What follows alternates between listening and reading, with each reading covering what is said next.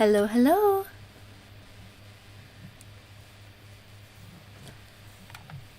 How is everyone tonight?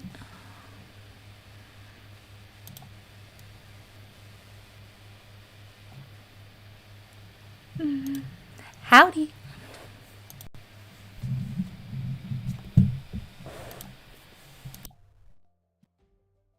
I'm very excited to tell you guys all about bread. I made a full document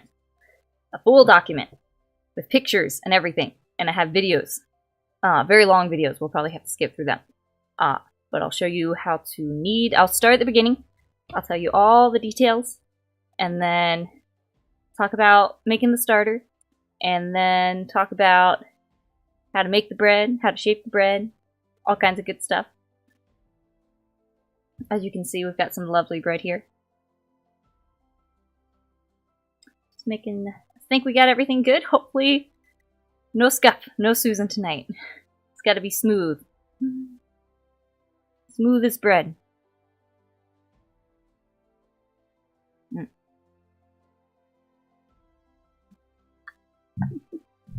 Make sure everything's good. How is everyone tonight? I'm doing good, Kiri. See, I want to read your guys' names, but I'm always afraid I'm going to do them wrong. Base Brave user, yes. It's a handy one.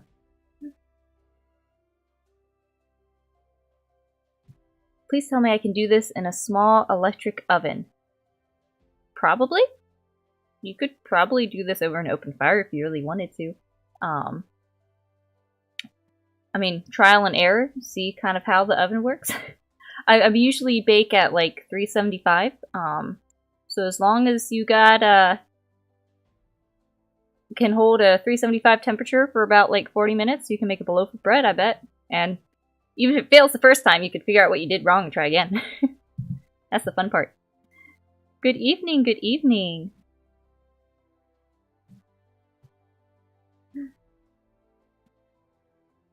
All right. Let's see, how is everyone? What type of bread are we making? So the cool thing about the recipe I'm showing you is you can make the dough and you can shape it 4 different ways. You could shape it into a sandwich loaf, you could shape it into dinner rolls, you could shape it into cinnamon rolls, you could shape it into like French bread. So I've been baking for, I want to say at least 1.5 years.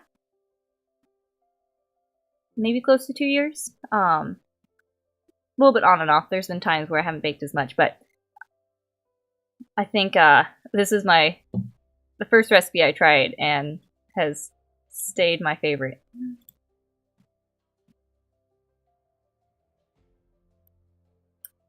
So, tell me, what is your favorite kind of bread? Or if you could bake anything, what would you want to bake?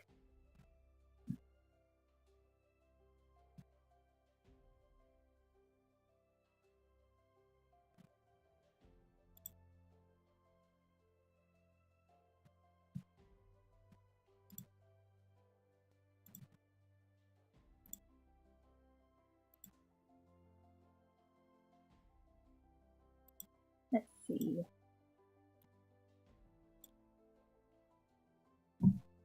Ah, Senna Ray. Thank you, Senna. Croissants. Potato bread. Rye bread. Ooh, these are good. I've made croissants twice. I've made sourdough croissants twice. And it's a little bit of a process. I think like I've spaced it out over like 3 days because it takes a lot of layers. Because the croissants, all those thin little layers with butter that like make that honeycomb effect. And so it's a lot of being like patient and kind of working with, you want to keep the dough cold so that the butter doesn't leak everywhere and it get all like soft and terry. But you don't want it too hard that you can't roll it out. So it's a bit of a process, but it's really fun. I think I'm going to make some. I kind of want to make them like for special occasions since it does take a bit of time. So I'm probably going to make some during like the Christmas You know, probably just after Christmas. I want to celebrate Christmas during the Christmas octave, so probably after Christmas I might make some croissants, because I still got a lot of Christmas prep to do. Potato bread. I have a recipe I've been wanting to try. I froze some of the potatoes from Thanksgiving, that I'll, when I get a second, I'll look over the recipe, break them out, give it a try, make some potato bread. I see someone has a bread machine. I do not have a bread machine. I'm not familiar with them, but I bet you could always YouTube, like how to, you know, if you want to make sourdough, you could always just Google like how to make sourdough in the bread machine, because from my understanding, it just kind of makes a lot of the steps simpler, where all you got to do is throw the ingredients in, and you don't have to do as much like manual work on it. I'm gonna be making some pizza dough in a week. Pizza dough is great. I love pizza dough. I love making a big batch of pizza dough and putting in the fridge, and then all I have to do is pull out the pizza dough, give it a little bit to warm up, like spread it out, throw some stuff on, and boom, you get homemade pizza. I'm a big fan of like prepping some pizza dough. Ooh, rum cake, that's always good. Let's see. I don't have an oven yet. Kitchen could use more construction. Oh, that's rough. I don't know what I would do without an oven. Aw, my mama baked me some bread to have with our dinner tonight. Aw, that's really sweet. Hoster. See, I want to read your guys' names, but I'm bad at reading. Celsius? No. Fahrenheit. 375 Fahrenheit. Yes. Advice for high altitude baking. I don't know. I know there's a difference. Google could probably tell you better than I could. I feel I've gotten pretty good within my realm of baking I've done. As far as like the type of bread I've made and stuff. I'm not like super widely experienced in different altitudes yet. Oh, you lost your tooth tonight. Oh man. As long as you can, you know, as long as it doesn't hurt. Is this a bad stream to watch hungry? Yes.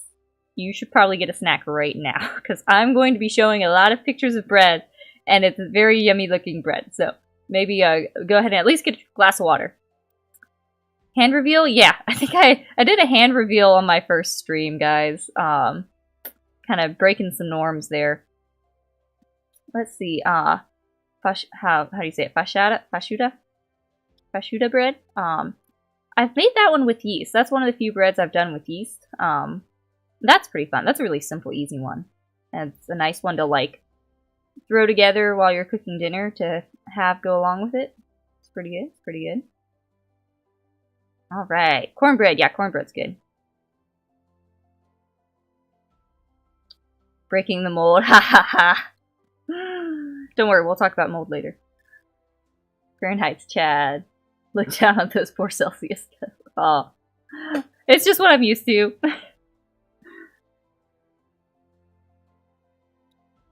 I had a bread machine, not the greatest. It saves time, but the quality is lacking. Handmade was always better. Alright, alright. I don't have a dog in that race. I would like to get like a mixer kneader, make it easier to knead the bread, because you can like just knead the bread right in the bowl. You can totally do that. It's a little bit easier to just do it on the counter, but sometimes like the counter's not all the way cleared off, and I need to like wipe it down and clear stuff off, and it's usually late at night after little ones have gone to bed, and so having something I could like mix the dough and put it in the thing to knead it, and then it rise in there would definitely help a lot. So I'm keeping an eye out for something like that. There's a couple I have in mind. Attempt the legendary million layer puff pastry.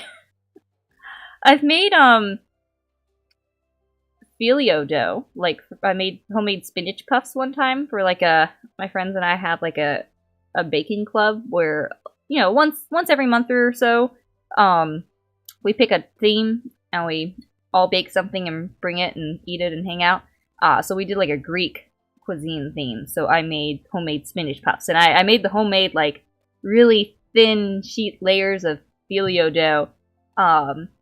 It wasn't as hard as I thought it would be. I guess I got the right consistency so that I could get it thin without it breaking apart. Had a lot of fun with that. No need for the lazies. I do have a picture of a bread that I like barely kneaded, and I'll show you what that turns out like. I don't know. All the recipes I've used need to be kneaded. I'm gonna butcher this pronunciation, but spanico. You know, the spinach puff things, the Greek spinach puff things. I can't pronounce it. Oh yeah, I guess it's Moon Brexter. Hey, says it's 190 for Celsius Kings. Alrighty. Okay. Well, I think everyone's here. You guys ready to jump in?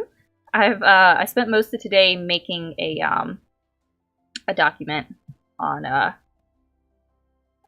the whole process, the whole laydown, and I'm gonna try and make it available to you guys afterwards, so that you can I'm gonna try and make it a PDF you can download, and so that we'll have all the details you can read through again.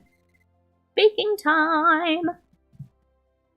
So I have a stand mixer, I have a KitchenAid, and I need to just grab the attachment, the dough hook thing. From the circles I run in of people that make their bread all the time, I feel like everyone eventually graduates to this other brand that's like a bowl mixer that doesn't get overheated as easily. But I'm not making bread like crazy yet compared to some people.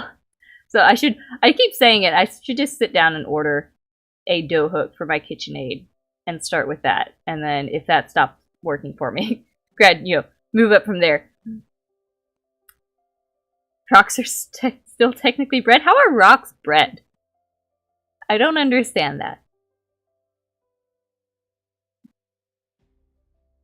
Have you ever heard of the toaster that was made by Mitsubishi?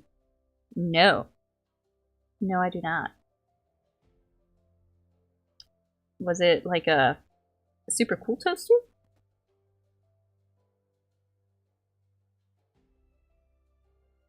Alright. I mean, I guess it's baked in the earth or something. Baked in the sun. I don't know. That just reminds me of the one scene from Shrek the Third, where Merlin, who's like this crazy old guy, is trying to get Shrek and I guess King Arthur or whoever to stay, and he's like, "Come on, guys, stay here. I've got rocks. Crunch, crunch. They're organic." And he's got blood in his teeth. I always think of that scene. Rocks are nature's hardtack. I don't know, guys. I don't know if I'm down with trying to eat rocks. I don't know. I'm not sure if it's just my family, but we call my grandma's salad bread rocks. Pretty neat, Celis. Solid. Oh, solid. I was about to say. Wasn't sure if that was a misspelling or not. Solid bread. Interesting. Grug, eat rock. Teeth hurt. What mean? It means you're not supposed to eat it, Grug.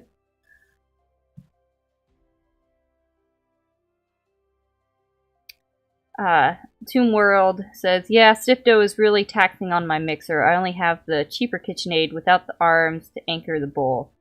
Okay. Yeah, I think I have that one. So the dough that I'm going to be showing you guys is a softer one. But my friend was using a KitchenAid mixer with this one, and she said it was trying to climb up the arm. So I don't know. I need to just try. I'm sure those can't be that expensive. I can just grab one of the dough hooks and try it out, and if it's not working, then get something else.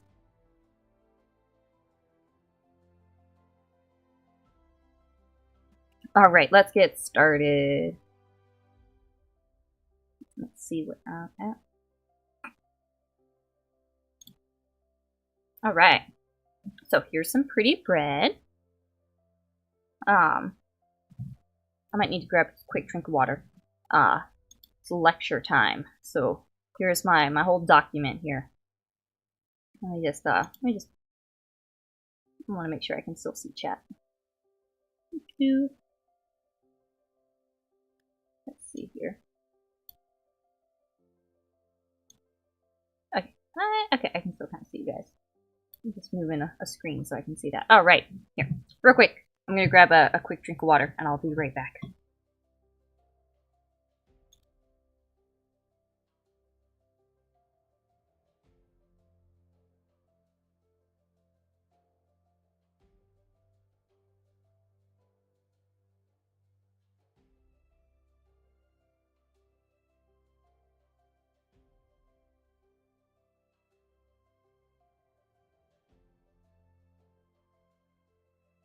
Okay, I'm back. Got my water. I'm ready.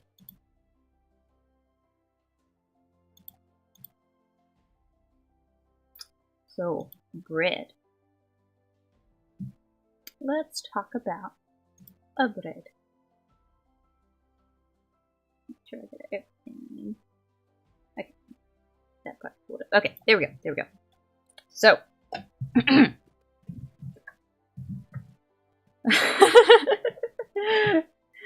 I'm back. I wasn't gone for long. Sorry, guys.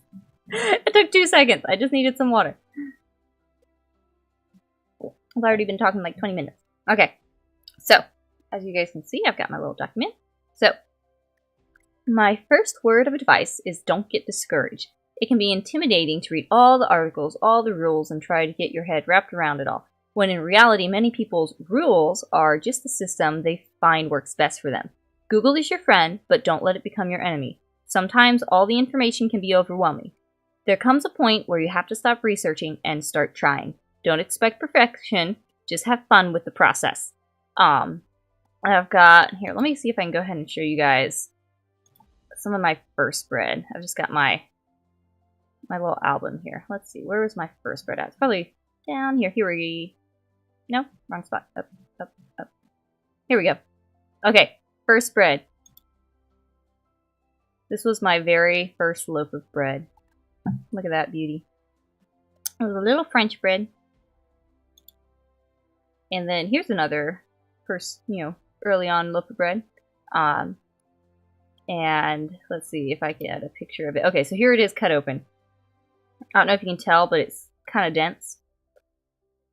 It's still good bread. That's the thing, is like, oftentimes when I'm starting a new skill or project, I'll try and get my head around it, read a bit, research it a bit, but I come to a point where I just gotta try it. I'm the kind of person that I just need to like learn with my hands. So, and the thing with bread is like, I feel like you have to try hard to mess it up. Like, you can make bread and kind of mess up along the way, or something doesn't go right, and like 9 times out of 10, it still becomes like pretty yummy bread. It's so delicious. Oh, I hear a dough baby. I need my dough baby. We're talking about dough. I need the dough baby. Let me get him over here.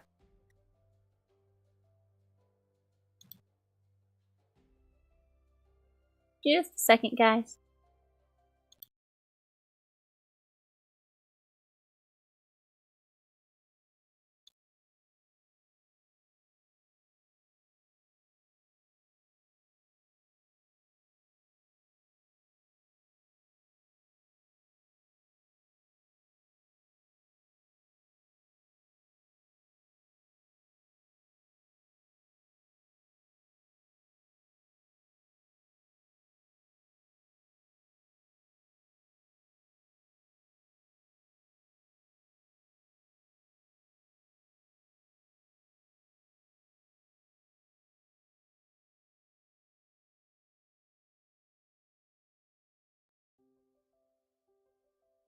Traditional appearance of dough baby. I think he's caught on to me. He's like, wait a second, I gotta wake up at this time. I'm not gone for long. It's only a moment. My first instant yeast bread, the center was still undercooked when I cut it open.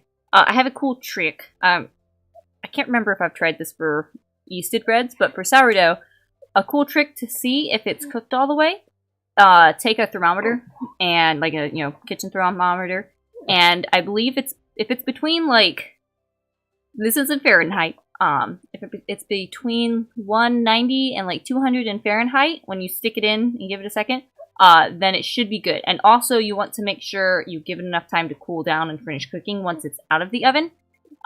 Usually at least like 15 to 30 minutes is good. It's tempting to cut in right away, but usually give it just a little bit more time to kind of finish everything settling. Greetings to the good old baby. Hello, old baby. How are you? Are you still sleepy? Yeah, you are. Yeah, okay. Happy little old baby. Okay, let's see where we were at. I'd eat that. Yeah, see, it's still good. Like, it's still good bread. I'll show you my progress since then. I feel like the only way you can go is up, except for my raisin bread. I'll show you guys that. But for the most part, just like get some basics and like jump in and try it. You might waste like half a bag of flour, but I don't think so. I think you'll still end up with good bread. Like I said, I feel like it's hard to mess up bread. You can only get better. Only go up from there. Alright, let's see. So that was, yeah, there's some other beginning bread. Oh, there's soft pretzels that were amazing. They were so good. It was another food party with my friends, the cooking club. I think we did a German night, and I made pretzels, and they were delicious. I need to make them again. Anyway, okay. So let's go back. So let's see. There are many ways to handle your starter, and it's pretty hard to actually kill the starter. If you think it's dead, it's more likely it's just sad and needs some encouragement. And even if it's dead, don't give up. Just get some from a friend or start a new batch and keep trying. Now then, let's get to the basics about sourdough. I'll give like kind of an overview of stuff, and then we'll talk more about the starter. But yeah, it's kind of hard to kill the starter. Like, unless you like really neglect it, you can usually recover it. Okay, so Oktoberfest, yeah. Let's see. Can we get a list of recipes you vouch for? Yes. So I'll get this document together and like share it. I'll probably put it in like the description of this video at least. And I'll try and make sure I have all the links in there. There's really one main recipe I use, which is already in here, and then I forgot to add all the things that you can do with the discard. I mainly make waffles. Discard makes superb waffles. But there's a lot you can do, and I'll talk about that. But yes, I'll try and make sure I have like all my favorite recipes together on this. So let's see. So the main factors you need to keep in mind with your bread and starter is temperature. It's the biggest factor for how long your starter will take to rise. The temperature of your house and even your water, like if you add warm water versus cold water, will affect it. Usually you want to feed it every 12 to 24 hours. It's good to feed it at a consistent time, mainly so you don't forget to feed it. Like you're like, oh, every morning I feed it, if you're keeping it on the counter. Or I'm at the point where I know my starter pretty well, and so sometimes I don't feed it at the same time, or I'm like, oh, this is still kind of at peak, I'll give it a bit more time, or like, oh, this is super runny and needs to be fed. But usually once a day is a good starting point. Yeah, once you have a good understanding of how your starter reacts, you can be a little more flexible. And like, especially if it's really warm in the house, or I want it to have some more time, feeding it more flour. Like if you've got a starter that's not really rising or doing much, try feeding it more flour and make it like a really kind of thick batter. That often helps it. The colder the starter, the slower it feeds. The warmer, the faster it feeds, and the faster it will rise and fall. So yeah, temperature is a big one. Flour. I use the King Arthur brand mainly. That's been pretty solid. You absolutely need an unbleached flour because your starter needs to feed on the stuff in the flour. So if it's bleached, I don't think there's really anything for the starter to feed on. Oh, I love that she brings the baby to the stream. Yes, I couldn't leave him. He needs some mama. And I like holding him. He's snuggly. Anyway, let's see. So yeah, you need an unbleached flour. If you want to get it organic, like, you know, that's potentially more good stuff in it. But I haven't had much of a, I haven't seen too much of a difference. Just the regular King Arthur unbleached all-purpose flour works fine. There's also like the bread flour. If you want to have like a whole, like just a whole wheat, that's, you know, fine too. Whole wheat actually can, I think I have noted later, whole wheat has, you know, has more of the stuff in it, so it can sometimes give your starter a boost if it's being real sad. Alright, and water. If you have city water, the chlorine can mess with the starter, and you can either filter it or leave like a big pitcher or jug of water on the counter overnight for the chlorine to evaporate. The temperature of your water will also affect your starter. You know, again, warm equals fast, cold equals slower. I have well water, and then I also have like just a, you know, one of those jug filters, you know, where it's just like the little pitcher that has the filter in it. So I kind of, you know, do either one.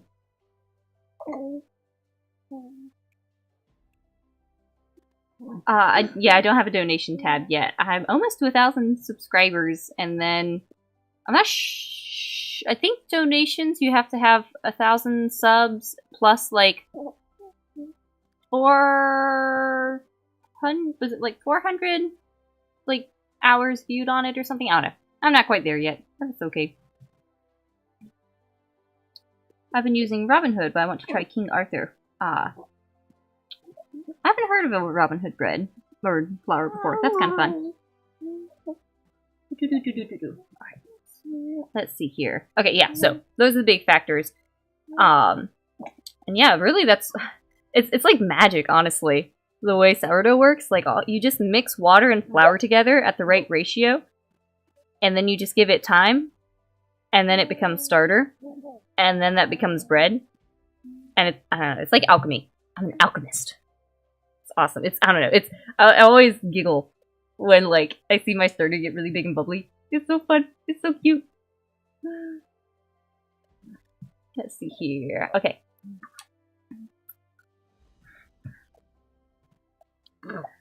Let's see. Have I looked into using Streamlabs? I'll have to ask Manager San. I'm too busy baking bread. I'm still learning like just the basics of OBS. So I will ask him. All right. So terminology. I don't know how long this stream is going to run, by the way. I am going to talk until I don't have anything else to say, or well, talk until the subject is covered. I can always find things to say, but I will talk until the subject is covered. Oh yeah, Tomorrow says, yeah, I had a very it's alive moment when my starter took off. Isn't it fun? Like, it's so cool. It was so fun seeing it, you know, going, you know, I made a little thread on my Twitter showing how to build it and built one along with them. And it's just really cool. It really only takes a couple days and suddenly it's all like active. It's I want to at some point I want to make like a hashtag of like control the mold, where it's, you know, all the good molds, I don't know, like fermentation and things. Control the mold. I think that would be funny. Let's see. My flour was 4 months expired and I wanted to use it up, so lazily I mixed water with the remaining flour and threw it in the oven. Tastes decent. That's an interesting strategy. But hey, you know what? Like, that seems like a very chaotic way to use up flour, but hey, it tastes decent. Like I said, I feel like it's hard to mess this up. Mama Pippa would need that mold document. Alright, let's see.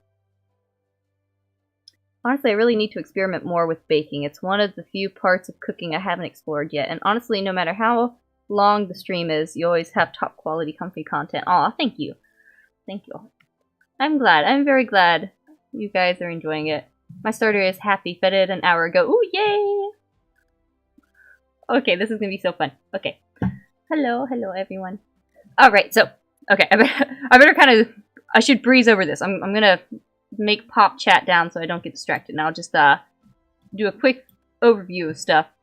And then I'll come back to you guys. I love your videos, Minna. Thank you, Doom Deer. I love you guys too. Alright, so terminology. Starter is the active wild yeast that you feed with water and flour. I feel like most people say it's like, I don't know, it comes from the air. You just like capture it and then it starts growing. It's fun. Okay, discard is the starter that has risen and fallen. It's not active enough to make bread. Keep it in a jar in the fridge and put the discard in it.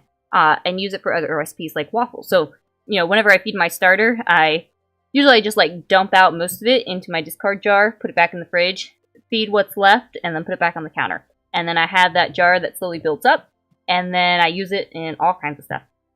The rise and fall. After you feed your starter, it should double in size. After it doubles, there will be a window of time where it's at its peak. Then it will drop back down a bit and start looking hungry by having lots of little bubbles on top and becoming very watery. You want to use a starter at its peak for baking before it starts falling. How long it stays doubled, you know, in the optimal baking window, can be managed by temperature and how thick you feed it. For example, during the hot summer, I feed my starter super thick, 3 C's at least. That seems to be the best, and stays doubled nicely with a lot to eat on. You'll have to adjust as weather changes. So, another big thing is just, you know, being observant with your starter and your bread, and kind of noting down. You could be really type A, and note things down, or you could just kind of get a feel and do some trial and error. And the hooch. So, especially your discard that you keep in your fridge, it's technically still fermenting, it's just really slow. And so you'll often see like this kind of black liquid form on the top. So you just kind of, you know, you can just pour that off. I think it's just like the alcohol, you know, usually fermentation has a little bit of alcohol. So it's just kind of like, I don't know, the stuff released from the fermentation, especially once stuff's been kind of eaten. And so I usually just pour that off. You can stir it in. Doesn't really matter. Hello, Spit Up. Anyway, that's called the hooch. In my little thing, I linked an article on it if you want to learn more about it. And then the bulk fermentation is just after you've made your dough, is the time that you give your dough to develop and like ferment. So I usually do this overnight. You could also set it on the counter for a couple hours and then put it in the fridge. That slows down the fermentation, gives you more flexibility when you bake. So like if you have to, you know, be at work most of the day, you could time it so that you know, I don't know, let's see, you know, do your bread kind of in the evening or like beginning of the night, you know, make your dough, give it a couple hours sitting on the counter before you put it in the fridge, and then it can probably stay in the fridge till you get home from work. You could bring it out, let it warm up, and warm up a bit. Then you have to shape it. I need to play around or like think through the timelines, and add those to the document of like ways that you could possibly kind of tweak things to work around your schedule to make bread. Let's see. So that's the bulk fermentation. And mold. I haven't come run in with mold yet. But I linked an article that talks about it. Because I think there's some mold that you could just like scoop off the top. And like, you know, just kind of scoop off whatever mold is and throw it away. But I think if it's like pink or I don't know, there's certain colors that you just don't want to mess with. The only time I've seen mold is like if I left a starter sitting on the counter for like a week and didn't touch it. I feel like as long as it's fed fairly consistently or if it's in the fridge, then I've never had a problem with mold. So, alright, and supplies you'll need jars. I think I put some examples here. I usually use like this little jelly jar for just maintaining it, and then some of these bigger ones for when I need to feed it a lot more to get some for bread. And I'll reuse a jar for quite a bit until it starts getting really like brunky. Because when the starter dries, it gets kind of really hard. So, I just kind of go with the flow. But you'll need some jars, coffee filters, or you could just put like a lid loosely on it. Mainly you want airflow, without anything being able to fall in the starter.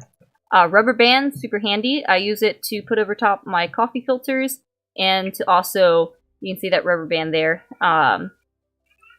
It marks where I fed the starter at, and so you can see that's how it's doubled, and you can see some bubbles there.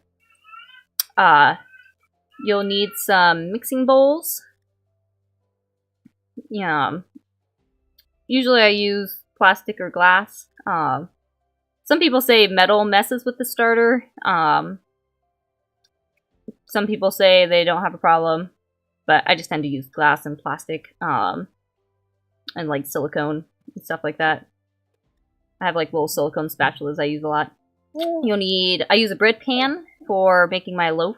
Just a simple bread pan. I don't have any of the you can make those. I haven't yet tried the really fancy artisan the kind of circle shaped ones that are like the crunchy crust and have the really big holes. I've just made the soft ones because that's what I enjoy eating. So I just have a regular bread pan, and I use parchment paper because that just makes it easy.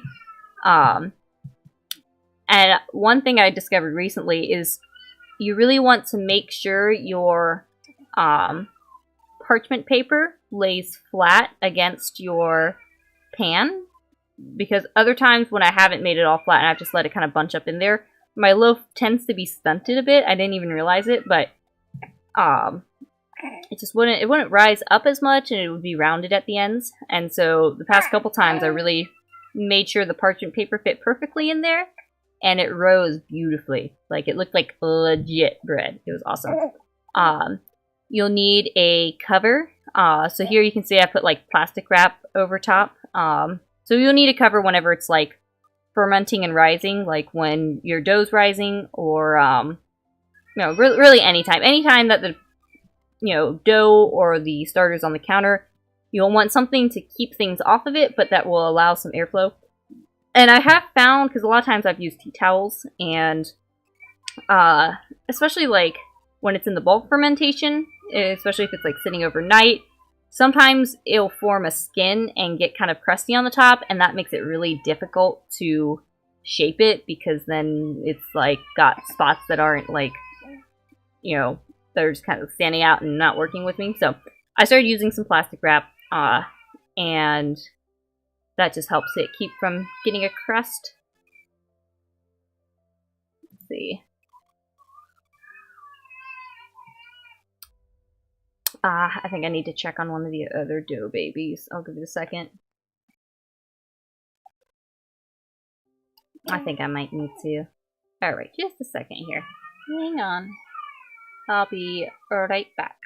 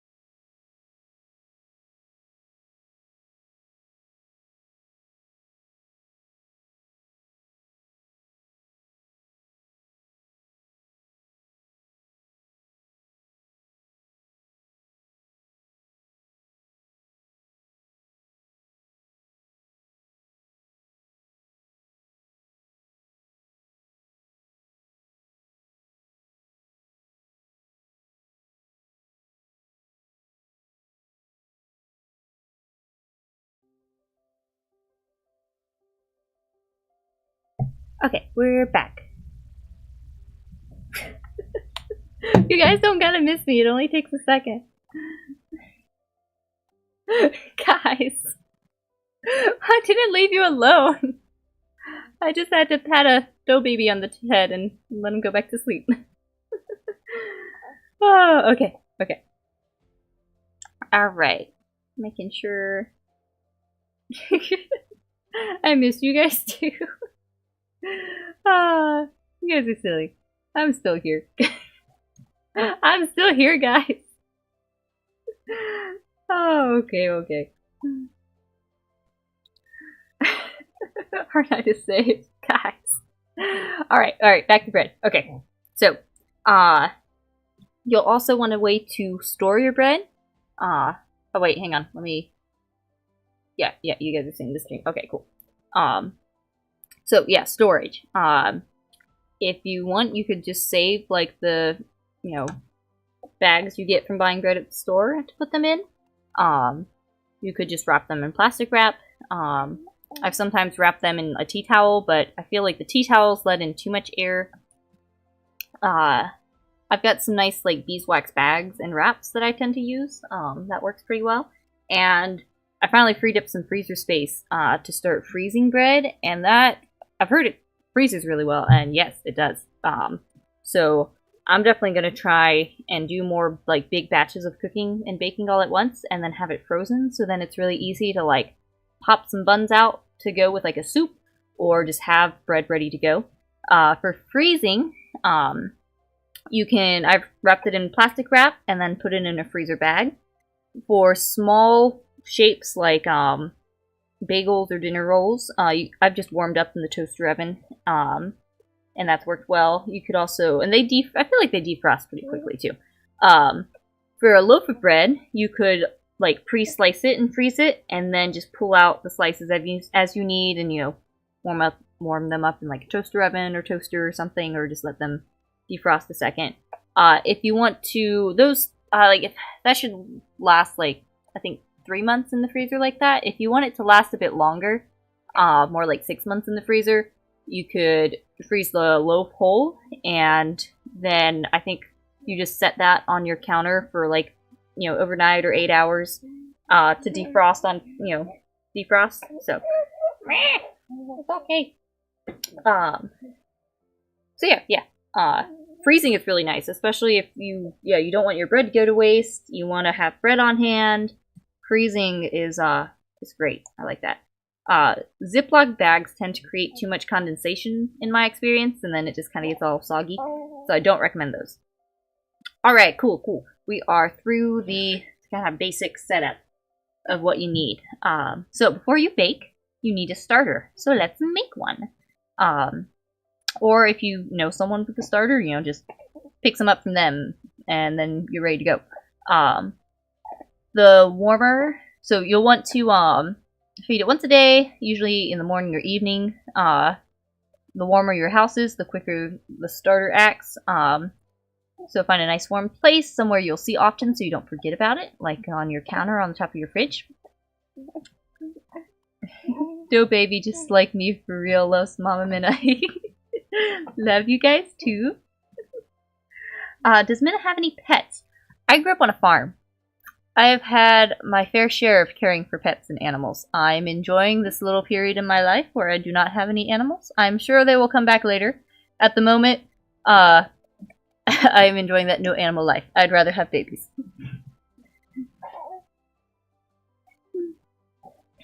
Chat's jealous of the dough baby. It's okay.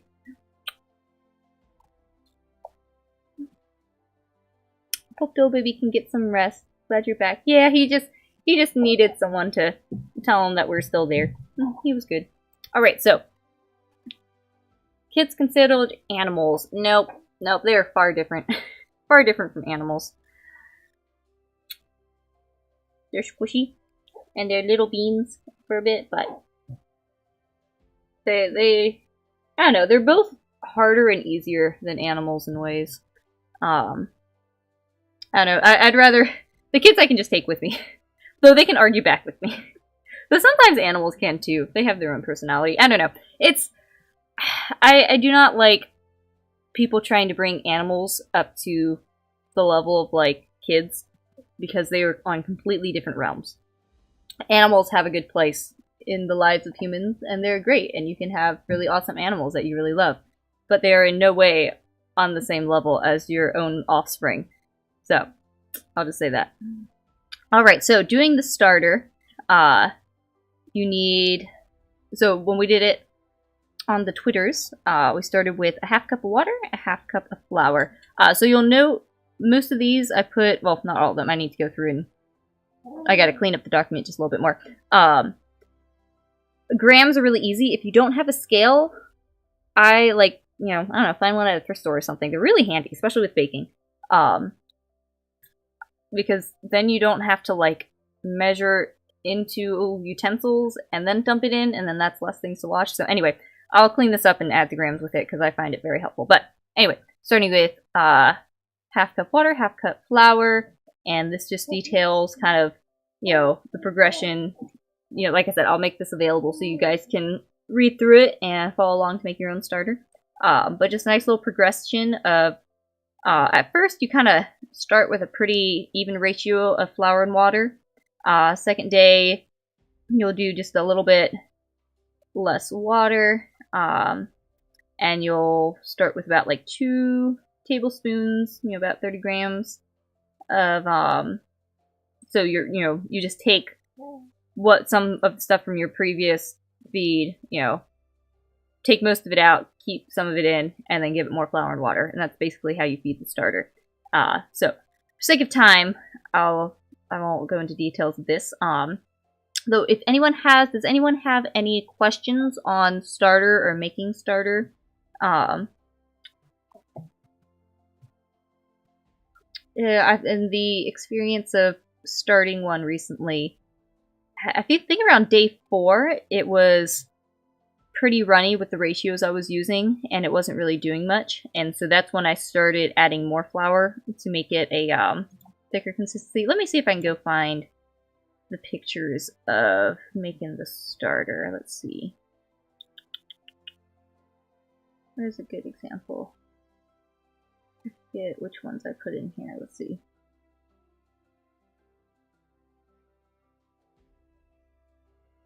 I don't know if I did many with the starter. Oh, here we go. Here's a good picture of once the starter's really active. This is about the consistency I feed it when my starter's nice and strong. When you're just starting the starter, you want to give it, like, it's not super strong yet, so you'll have more starter and not have it as of a thick consistency, maybe more like, I don't know, pancake batter consistency. And then once I've got a really strong starter, I like feeding it like this sort of, I don't know, brownie batter, like a nice kind of thick consistency, and that tends to do well. So anyway, that's starter. Have that all there. Let's see, any questions? I know we're already almost an hour in and we've just gotten started, guys. The kids are at least able to learn to go to the washroom eventually. Yeah, it's a process, but they do eventually. At some point I could talk about EC though. EC is really cool. It's called Elimination Communication, and it's what everyone did before disposable diaper industry came along and started paying pediatricians to tell parents that they should wait longer before they potty train kids. That'll be a topic for another time, though. 3-hour streaming coming. Let's go! I don't know. Maybe 2 hours. Maybe we can keep it at 2 hours. I'll have to rewatch this whole stream to remember. That's why I'm doing the document, too. Is hopefully the document can kind of be your cheat sheet, and you can skip to different parts of the stream to kind of help fill in any extra questions or details. Okay, let's see. So, here we go. So, once you got your starter, so once I've got a good starter, I tend to keep my starter in the fridge unless I'm, you know, pulling it out to baking. So unless I'm baking like several times in the week, I'll keep it in the fridge and just pull it out when I need to. And keeping it in the, I've, you know, linked an article, more details about the fridge. So I'll just keep it in there. And then you can keep kind of multiple starters going. A lot of times when I take my starter out to get it ready to bake, I'll feed it a bunch, have a nice big batch of starter, take out what I need, take out a little bit to, feed, and then feed that, put it back in the fridge, and then I've got it for the next time. Or when I was first starting to bake, when I was afraid I might mess up the starter, I would only take some of the starter out of the fridge, and then feed that. So you can also dehydrate starter so that it's dried and in a nice stable backup in case something goes really wrong and you lost all your starter. All right, let's see. I also linked. So Kate is the lady that I love and love all her bread stuff and all her recipes. So she has a sourdough 101 with more details, and we will be using her sourdough master recipe. Let me see if I can just open that up, and I'll do a quick rundown of what it says and kind of explain it, and then I think I've got more kind of picture illustrations to go along. All right, so how's everyone doing? Is this pacing good? Any questions before I jump in? You tell him, Finn. Yeah, you tell him. You tell him, dough boy, dough baby. Don't pull my hair. Please let go. How much sawdust can you add to baby formula before they notice? Don't know. I've never used formula. I would not recommend sawdust. Another instance of people being told something wrong to sell something. Like I said, for another stream, we'll talk about that. Big diaper companies. For real, though. For real. It's a really interesting topic. Some other time, maybe sometime I'll get into some, I don't know, different takes on different things. Could be fun. Venison for dinner. I like the name of that site. She's great. I honestly love her stuff. She's real. Her whole thing is homesteading without the BS. This is her life. She has, I don't know, 5 kids. They homestead. They have their whole thing. She's been able to make a business of hey, this is how we manage to make this a sustainable lifestyle. So I really like her stuff. A Pippa rant on diapers? Maybe. I have rants on many things. I feel I think I'm starting. Well, it's easy on topics that I'm really interested in, like bread making. I feel like this stream, I'm starting to get more comfortable with streaming and kind of figuring out how to interact with chat and kind of bring myself to the table. And so yeah, I don't know. Maybe we'll get to the point of rants, some diaper rants at some point. But right now it's all about bread. So let's go back over here. Let's see here. She has some info at the beginning talking about it, and then here we go. My favorite recipe. So, the pre-ferment is what you do. She's basically making a specific ratio of starter to then make her bread with. So you'll need a half a cup of starter, half cup warm water, and 2/3 cups all-purpose flour. What's really handy about this site is you can click this little button, and look, you can just toggle it. You make you can make 20 loaves of bread. You need 10 cups of starter. That would be insane. Goodness. How many? Gosh, you would need 45 cups of all-purpose flour. I feel at that point you need to be working in pounds. Okay. How far? Oh my goodness, you could do 40. I've never experimented with how far you could do 40 loaves of bread. I think you definitely have to work in pounds and not cups at that point. Wait, how far does it go? 80? Does it just go forever? Is this 160? Okay, I think it'll just go on forever. 160. Okay, enough of this nonsense. Okay, go back. 60, goodness, what did I do? Okay, 1 loaf. Anyway, you can toggle it, so, if you want to make a double batch, then it's, fairly easy. This one, the 1.33, I usually, since I know it's, just 2/3 cups. I just do 4/3 cups for ease. Anyway, we'll start with 1. Okay. Backing it up a second. Hang on, let me make sure he's okay. Feeding an army. I got to tour a like a battleship, aircraft. No, I don't know. One of those old ships that are docked places.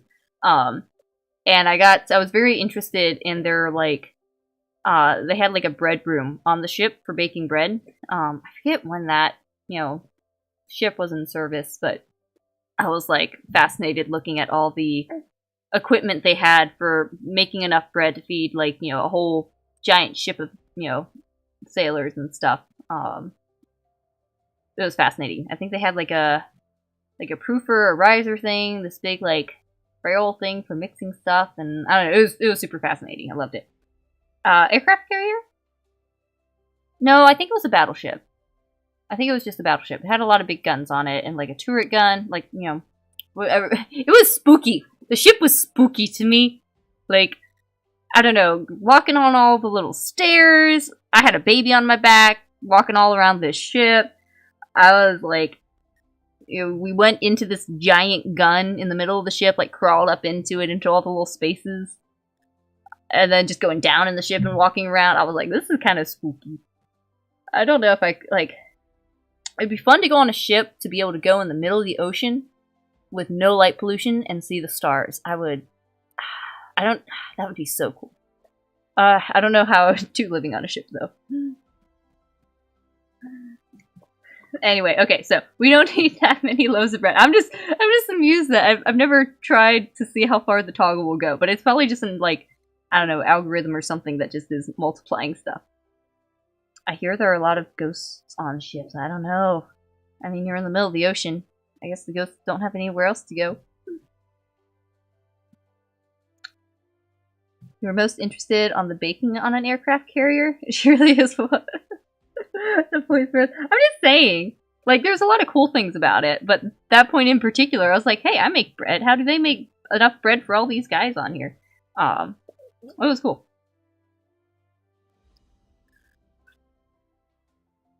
I live near the battleship Texas and visit occasionally. Yeah, I can confirm. It's nutty how they managed to fit so many places inside an iron box. Yeah. Alright, okay, so, anyway. So, my favorite recipe, Kate's sourdough, soft sourdough master recipe. So, you start with the pre-ferment, and let's see, she says it needs to have doubled, but can be falling or need to be fed. It does not need to be like the optimal bread state. So the pre-ferment is basically making a specific ratio of starter to use for your bread. So again, it's only, the flour and water. So usually I'll go over here and kind of demonstrate. Let's see. So, let's see, I think I have it written. So like day 1, say it's Monday, and I'm planning to bake bread Wednesday morning. Monday, like, afternoon, evening, I'll take my starter out of the fridge and give it some time to warm up. And that night, I will feed it, like, a significant amount to, have at least, a half cup. I need at least, if I'm making one thing of bread, I need at least a half cup. So I'll feed it, a ratio so that I have at least, I don't know, like a half cup in the jar. I don't get too specific. I kind of go by feel. But I also go by ratios. So like, I feel like a 1:3 ratio is like the minimum for like the starter to have enough to feed on. I feel like it's hard to go too, like, I don't know. I feel like it's okay to do, like, less starter versus, like, more starter. I haven't played around with it that much, but I don't know. Doing, like, a nice little glob of starter, and then I usually mix in the water, and then, get that all kind of incorporated, and then mix in the flour. And then if, it needs a little more flour, a little more water, I kind of go by ratio and, like, texture is kind of how I decide how much to feed it. So anyway, so I'll feed it that night, and so in this little jar, fed it, about that much. That's maybe like half a cup or so. So, and then the next morning, it'll look like this. Look at that. So beautiful. And so this right here begins her recipe. And so I fed my starter on Monday night to make sure I have enough on Tuesday morning to start the pre-ferment. So I will mix in, half cup of starter with that. And that will usually look like something like that. And so that will be in Tuesday morning. Let it do that. By Tuesday evening, do I have a picture of what it usually looks like Tuesday evening? Hang on. Let's see here. Here we go. Okay. I didn't organize these ones super well. There's those. Okay, so let's say I mixed it. I think this one. Okay, yeah. I think this was probably like, no, come back. This was probably Tuesday morning when I started her actual recipe and mixed the pre-ferment. That was Tuesday morning. Tuesday evening, it now might look something like this. So it's spread out more, it's nice and bubbly, kind of a little more like, if you kind of shake it, it'll kind of slosh around a bit. This is when I actually make the dough. And so she has her list of ingredients here. And so you need some sort of butter, oil. You'll need a sweetener. I usually use honey. You can also use like maple syrup or sugar. You'll need some salt. Salt's really important for the fermentation. Like a classic, just hard crust sourdough bread, I think only really uses like salt, maybe sugar. But adding in like the oil or the butter, I think that's what helps bring the crumb of the bread closer together so that you don't have big wide gaps. So anyway, so I start with these 3 ingredients here: butter, honey, and salt. And I got some more pictures over here. So I start with these. And I put them on the stove to like warm up, especially the butter to melt. And then after that's all kind of incorporated, I'll like turn the heat off and then put that's the wrong one, the milk in. And that's just to kind of help warm up the milk so it's not like super cold, because otherwise then your whole fermentation is fighting against the coldness of the milk. So this just kind of helps get everything up to an even temperature. And so then, let's see, how you guys doing? I have my chat window closed. Let me get it back open. Okay, cool. Everyone is being diligent students listening, I see. Cool. Okay. No, come back. Okay, so you had your little milky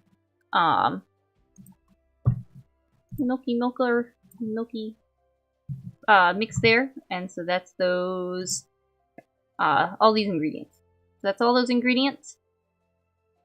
Then next where are we at? Pour it into, pour it in here. So you've got all this lovely looking starter. That's very like, I don't know, the starter is like very elasticy, kind of like gloopy. And so like when I mix it with anything liquid, it'll still be in these gloops, but I don't really worry about it. So anyway, add that, and then I add the flour, and then I do some mixy. Sometimes I'll dump all the flour in at once, especially if I don't want to like lose count of how many cups I'm putting in.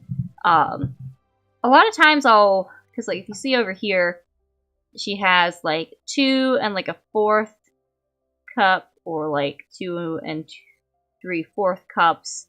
You kind of gotta, once you do the recipe a couple times, and you kind of figure out what the texture or like hydration.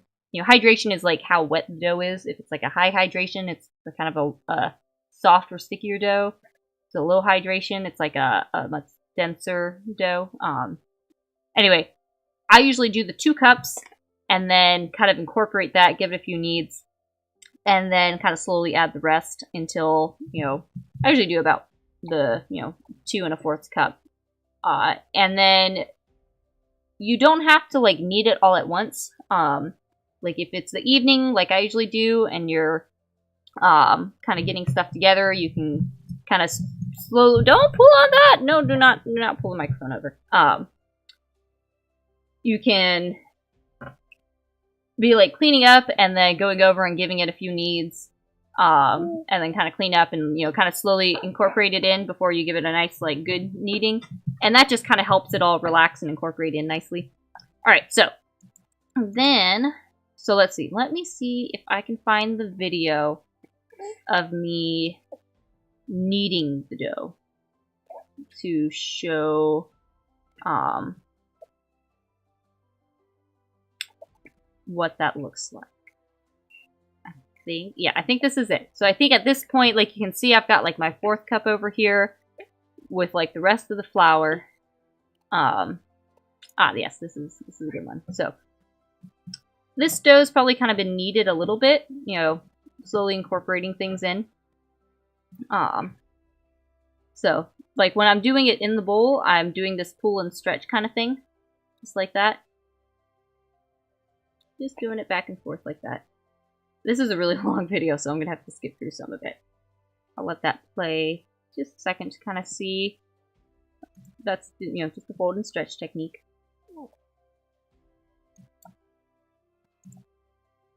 Oh, no.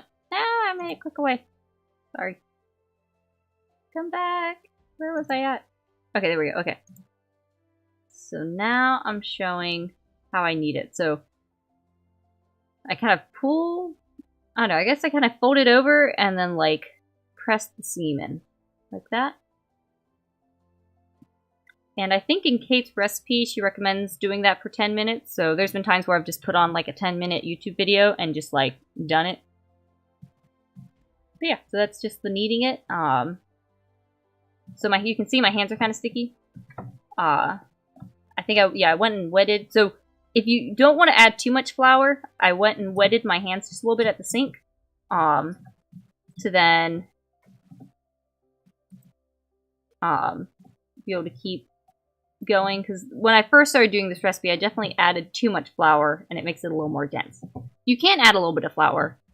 But if you're worried about adding too much, just wetting your hands. You know, see there, I'm like, okay, I need a little bit of flour. So anyway, that's how you knead it. Let's see what else. So this whole video was about kneading it. So yeah, just working it a bit, kind of seeing how it's looking. Hands are sticky again. Oh, am I going to show how I put the flour on and roll it off? I think that's what I'm about to do.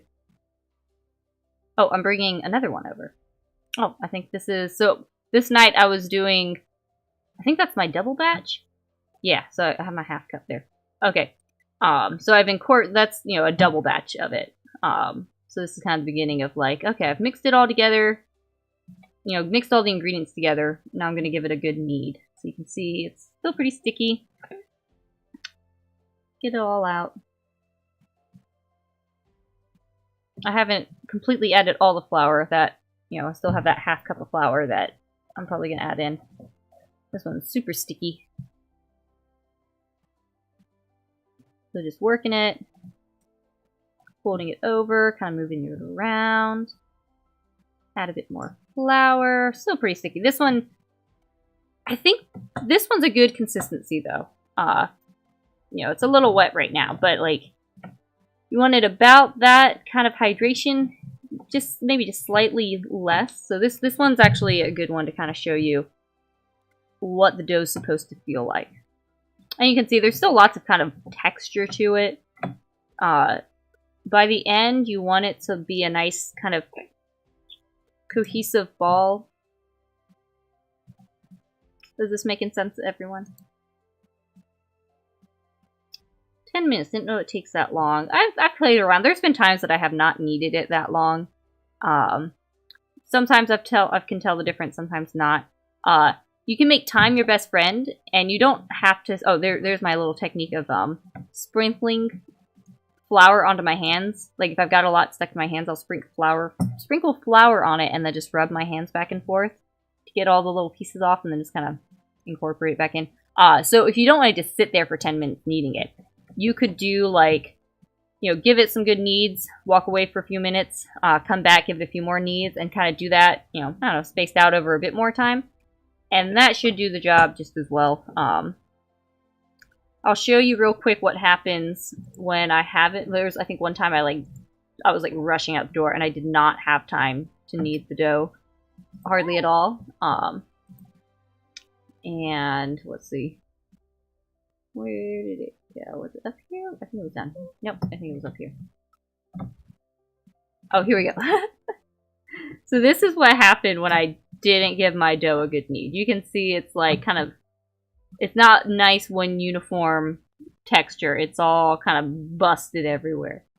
So that's I mean, you can do that and it'll still taste good. It just won't be as nice and cohesive. And again, you can play around with it. You can always experiment and see what happens if you don't need it as much. I don't know. It'll still probably be yummy. You can still eat it. I think if there's a recipe from Kate that I want to try that was like, you just chop up bread and make like a pan of, it's like French toast, but just like in the Dutch oven with like chopped up bread, kind of like almost a little like casserole thing. It looked really good.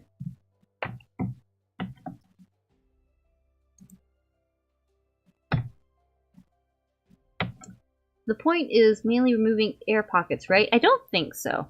I think the point is, like getting everything to combine well. The air pockets, you'll want the air pockets later on with the rise and the fermentation. I think the kneading is mainly to get everything a nice, smooth, and incorporated well. I find 15 to 20 minutes of light kneading good for most breads I've made. Yeah. And yeah, you can kind of use time to your advantage. You know, give the time a bit, you know, give the bread a bit more time to relax and incorporate, and then give it some more kneads instead of kind of like doing it all at once and like forcing it to all be cohesive. Isn't it for gluten development? I think that too. Yes, that's the other. Yeah, I think that's what I'm thinking when I'm saying like cohesive is, I guess, kind of developing that gluten elasticity. I don't know. I haven't done like a deep dive in like all the sort of details of it. To activate the yeast and to organize the protein strands. Fascinating. But yeah, I'd still eat that. I mean, yeah, like I'm saying, like I barely needed this one, and so it looked like, you know, crazy. Still tasted good though. Alright, so now he's got my finger. Are you still hungry? Let's see, where was I at? Okay. So I think this is a picture of what the dough looks like once I'm done. Like, I have a picture of that same night when I was kneading stuff. Where's my thing? There we go. Where was it? Picture of... Where'd it go? Here we go. Okay. So, as you can see here, I've got 2 different batches of the same dough. I just did one as like a 1 batch and one as a double batch. I feel like this one on the lower, what's this, left corner, it's a pretty good example of what you might want it to look like. I think the one in the back was that slightly wetter hydration, so it's a little more textured. And then the one to the bottom right is actually for bagels, so it's a much lower hydration and like denser dough, and so that made like a really smooth, and you can see, let me find that video again, the difference in kneading that one over the wetter hydration doughs. Let me see if I can kind of skip through. I just like set this up and filmed a bunch. Yep. Yeah, there you can see. So, in this video, I switched between them. And so, I was making what? I was kneading 3 different loaves. So, I did the first one, I did the other one a bit. Probably at this point, like, I've done all 3 and I'm now back to that one. So, you know, doing a nice little handful of kneads, set it down, knead some other ones, you know, switch out. And that worked pretty well to get them all where they need to be. I can't do this left-handed. Let's see here. Just wanted to show a quick example of the difference in the other dough. Yeah, so there we go. That's looking nice. See how it's all... So what was it? There's one quote I heard where it's like a nice, like a nicely incorporated or whatever, like the dough sticks to itself. So it's not like sticking to your hands as much. See? It's not as sticky to my hands. It's not sticking to like the counter. It's not sticking to the bowls. It's sticking to itself. So that's what you're looking for. So yeah, that's a good example of what you're looking for when you're kneading your dough to get a nice good development of, yeah, the glutens and the yeast and all those sort of details. Let's see here.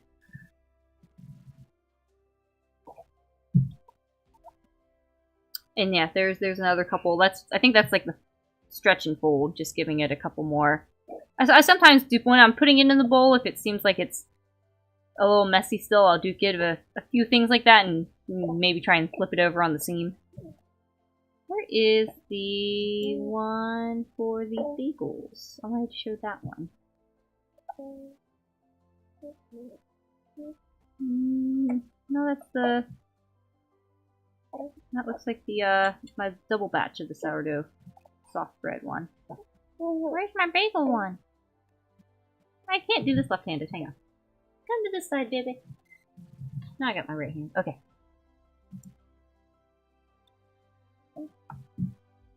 Loading. Oh, still playing with that one. That one was definitely a higher hydration one. I know I did the bagels. Where are my bagels at? There we go. I think you guys can already... Wait, no. I did it. No. Well, that was... That's not the right one. I will find you, bagels. Yeah, there we go. Okay. See how I'm like... It's a much stiffer dough, and I'm really having... Ooh, it's very pretty, though. Really having to kind of press and squeeze it. Yeah, oh, I'm doing it in slow motion. Folding it over, turning, pressing along that seam again, folding it over, turning, pressing along the seam. Okay, there's a nice example of what I'm actually doing when I'm kneading. Okay, cool. That's probably enough kneading stuff. Hour and a half in. Woohoo! How's everyone doing? Thick dough, yes. Yes, thick dough. Find you, Beagle, said Vita in a threatening tone. You can't escape. Okay, so, I probably have... I don't know if I put them over here. So, yeah. So, anyway, going back to the timeline, this is Tuesday night. So, Monday, I fed my starter Monday evening. Monday morning, or Tuesday morning, it's nice and, you know, bubbled. And so then I make the pre-ferment Tuesday morning. Tuesday evening, I'll have a picture, but that one's now nice and watery and kind of bubbly. So I make the dough. So that is Tuesday night. Usually I do that. And so that sits. And so overnight, it then becomes this. I have another good picture from when I was doing those 3 breads. So I think this was when it was the pre-ferment. Those were all the pre-ferments. And then once I made the dough, this is what the dough looked like. And then in the morning, check this out. This is one of my favorite things to see. It's like, boom. Like, look at that. How do I zoom in? Like, look. Look how pretty it is. Go in, go in. Come on, zoom. Zoom. Look at the bubbles. Look at the bubbles. And then look. Do, do, do. It can't be contained. It's busting out. That's why I put the, what's this? Plastic wrap over? Because if it busts out like this and there's not the plastic wrap, it'll get like a skin and get kind of crusty. It's so pretty. Look at the bubble. It's so pretty. Okay. So anyway, so that is now Wednesday morning. And so going back to Kate's thing, let's see. So her instructions, yeah, she, had a bunch more information at the top you could read through. So you make the pre-ferment, you mix the dough. So she has like a bake in 1 day method. I don't know, you could read through this more. where it's like you cover the dough and let it rise for a couple hours. Looks kind of doubled. Yeah, you kind of wait till it's kind of doubled a bit. She has something about like punching it down, where it's basically just giving it a couple more kneads. I think if you're doing it in the one day, she has you like, you know, let it rise for a couple hours, kind of like punch it down, give it a few kneads, let it rise again, and then shape it. If you're doing the overnight one, in the notes it says that, like, don't worry about it. Don't do the, like, you don't have to do the second knead. So if I've got time in the morning and I've planned it to where it's like, okay, Wednesday morning I have time to bake, then in the morning I will, you know, have some beautiful dough like that, and then I will shape it. I think I have a video showing how to shape it, but I'll shape it, and let's see, over here I have a good example of, I'll shape it and, you know, set it in like that, and then it will rise, you know, give it a couple hours to rise, and then bake it, and it's bread. Or there's some buns that I've shaped, let those rise a couple hours, you know, you can see, like, they've roughly kind of doubled, you know, they've definitely changed a bit, and then bake them. Beautiful buns. And there's some cinnamon rolls. I didn't show when they rose, but ta-da! These, I finally nailed cinnamon rolls. These are so good. So good. So yeah. Let's see, where was I at?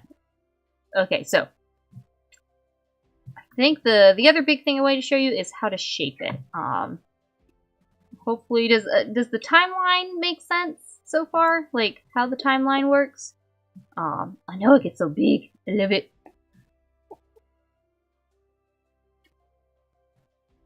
Let's see here. The bubbles. The bubbles are beautiful. Beautiful buns. Yes, yes, they are beautiful. Thank you. Thanks for the plastic wrap advice. Would have gone without. I only recently started using the plastic wrap. Most of the time I didn't have a problem, but like, you know, if I have something like wherever my tubs are, these things are really handy, because like you can put them in a plastic bucket. I don't know, like, I guess when it's doing the fermentation, it doesn't matter as much if it's got outside airflow as it does when it needs, like, when it's the starter. I don't know. I tend to just put the lid lightly on, and that helps, you know, it not form a skin. But I used to put like a tea towel over it, but it would still form a skin. So I bet if you put like a bit of flour on the top and like set the tea towel like more on top of it, then there wouldn't be as much space for it to get crusty. I don't know. You can play around with it. Okay, where was I? I was at, okay, timeline and shaping it.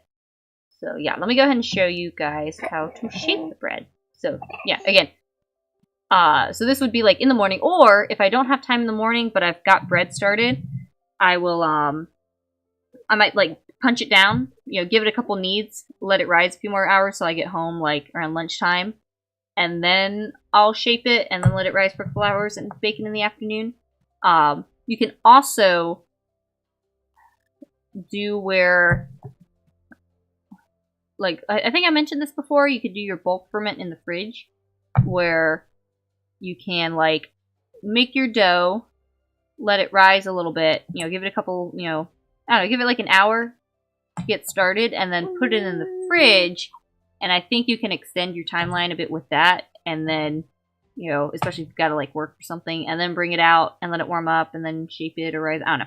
I need to think more and fill in the document of, like, alternate timelines to work around work schedule kind of stuff, or just other things.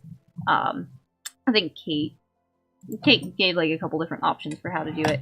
Okay, so, shaping it. Let's see. I think that's the end of this document. Was just showing the timeline. So, shaping it. Let's see where I'm at.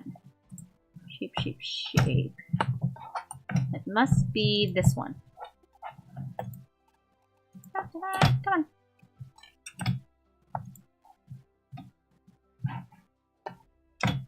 Did I miss shaping the bagels? You know, when I was filming, I was mainly focused on showing how to make the loaf and the rolls, which I do most often. I'm planning to, maybe the next time I have time and I'm making bagels, like do a proper video of like the bagel process. So I don't think I have a video of me shaping the bagels. I was you know, pretty busy that morning, so when I made the bagels, I just kind of like threw them together and put them in. Alright, let's see. Is this gonna load? Nope, wrong thing! Go back. You're just playing with that keyboard. You're just trying to be noisy. You're gonna type? Here, type on it. Be a gamer. Oh, that's fun. That's some fun textures. Look at that. I can take the noise away. Oh, he's having fun with it. Ah, go back! This one's not wanting to load. This is important! I need this one to load. Let's see. Here. In the meantime, I will read over her description. So yeah, the nice thing about this one is at this step, when you shape it, you can actually do it like 4 different ways. So you could do the loaf like she describes. You could shape it as cinnamon buns. You could shape it as dinner rolls or as French bread. Very handy. Yeah, she had an overnight tweak there. Okay, so the way she describes shaping a loaf is if you're using this recipe for French bread, cinnamon rolls, or other stuff, you know, go to those ones. So you dump your dough onto a lightly floured counter, press it out with your hands to make a rectangle, roughly the size of your 2 hands, you know, stretched out flat, side by side, so both hands on the thing. Fold the dough, like you're folding a paper to go in an envelope in, like, you know, thirds, I think. Flip seam side down and let rise for 10 minutes. That's called like a bench press. It just kind of helps keep the dough, get the dough a nice final shape. There's been times I've skipped that. And then flip it seam side up again so you can flatten it back out the same way. And then you like fold, you know, take one top of it and like fold 2 sides together like to make like an envelope looking thing and roll in it. This is why I did the video, to show you. Because it makes more sense seeing it if this will load. Here, we'll give it a second. Any questions from the chat? Is this too loud? The little background of him playing with the keyboard? I can move him. He doesn't really care yet. He doesn't have he has not yet discovered that he can have an opinion and argue. It's fun when they get to that stage. Okay, everyone likes it. Okay, you can serenade us with your key tapping. Sensory experience. He's starting to discover, like, his environment around him, so I bet he's having fun. This is still not loading. The other one's loaded. What about this one? What's this one? Fingers. So this little metal thing to the side is like a bench scraper or something. Very handy. Yes, I'm showing you. So I've got my flour, my bench scraper. Very important for doing, oh, I've got my pan, and very importantly, wait, let me come back. No, I won't go back. Very important to have your, parchment paper fit nicely. Oh, and I'm making cinnamon rolls, so I'm using that too. I think I buttered that up when I was going to use it. So I'm showing you all my equipment. I got the dough there. It's nice and beautiful and bubbly. You can see some of the bubbles. So then I'm gonna flour this counter a bit, I think. Just showing you how fluffy it is. Very fluffy, fluff. Sprinkle, get a little bit of flour on there. Not too much, just enough.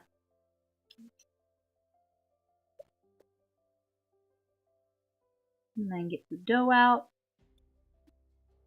This was the batch where I made just like a single batch of it.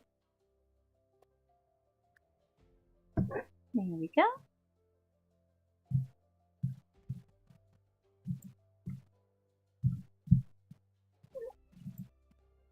There it is. Kind of get it a little floured up. just a little sticky. So that right there is a pretty good hydration where it's a little sticky, but overall not too much. Have you set up your microphone processing in OBS yet? I think so. I'll have to check. I haven't tried making cinnamon. Okay, so there you go. You can see me. I'm spreading it out roughly into like a triangle, or sorry, not triangle, rectangle that is the size of my two hands. And I fold it once, and then I fold it twice, so making little thirds there, I think. And the seams on that end there, see, showing you that's where the seam is. Yeah. So I'm flipping it seam side down. There we go. A nice little, kind of little sausage looking thing there. A little flour, make sure it doesn't stick. So since I've got a bunch I'm working with, I'm just going to set that to the side until I need to get to it again because I'm going to do my buns next.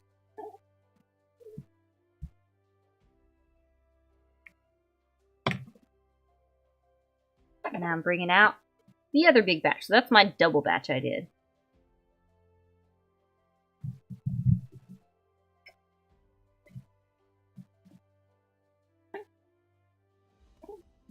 I accidentally destroyed one of my Tupperware today. Rolled a log onto it. Oh, I'm sorry about that, the rag. I hope it wasn't one of your favorite Tupperwares.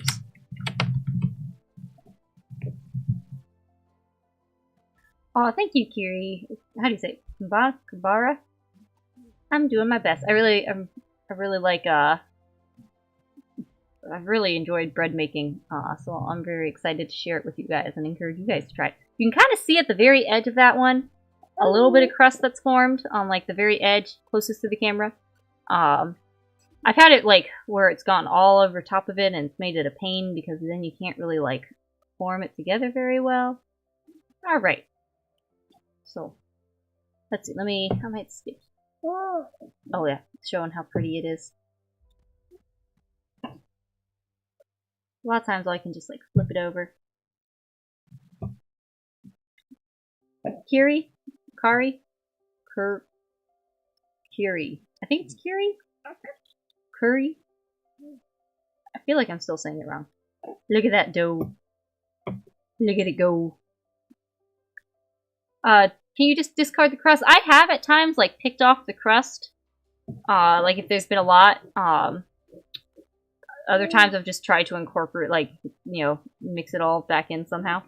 So since that's a double batch, I am separating half of it to become the cinnamon rolls. This is where the bench scraper really comes in handy. I found that at a yard sale one time.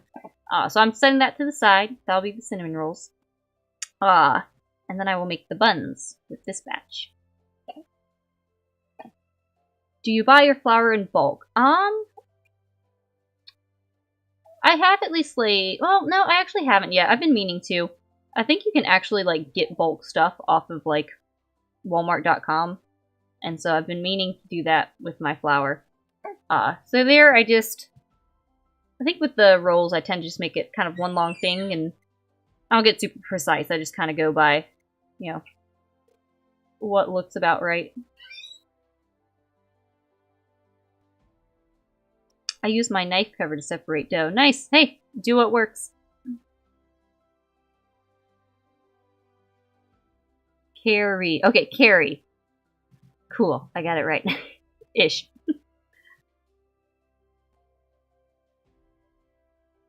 I've done simple breads and however you say that word before, but nothing this complex.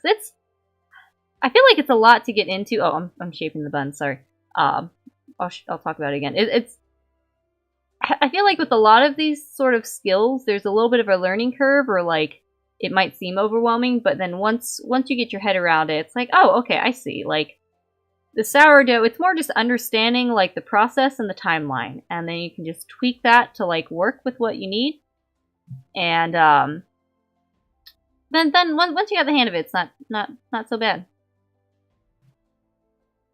Yeah, there's plastic versions of the bench scraper. Okay, so there's a little dinner roll. So I just placed it in there, and I'll probably show it again. I'll talk you through the process. Oh, Oh, I did most of them. Okay. I'm going to show you again slowly. So I take it, and I just start folding in the ends. So I kind of fold it, turn, fold it, turn, fold it, turn, just like that, until it's starting to kind of all come together. And then I'll put the seam side down. I'll make my, I think I showed earlier where I make my hand kind of like just a little soft cage. And I just roll it, and that just kind of helps bring it all together. Doing the same here. There we go. It's like a long thing right now. I just start folding the ends over.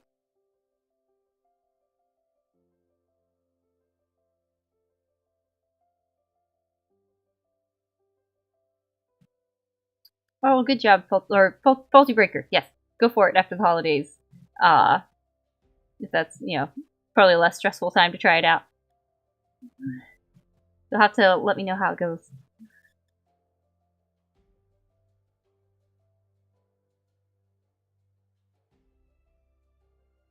Alright, there we go. I think I'm still... did another one. Showing some examples there. Let's see here. Okay, so in the meantime, you know, my dough... Here, let me back up just a second. My dough was sitting over there doing its bench rest. So I brought it back out. Oh, wait. Let me go. Let me go back just a little bit. I'll just let it come naturally to where it's supposed to be. There we go. Did all of my rolls. So... hang on. I gotta focus. I'm gonna say this word. Hang on. Let me try. Let's see. So... papilas? So papilas? So papilas.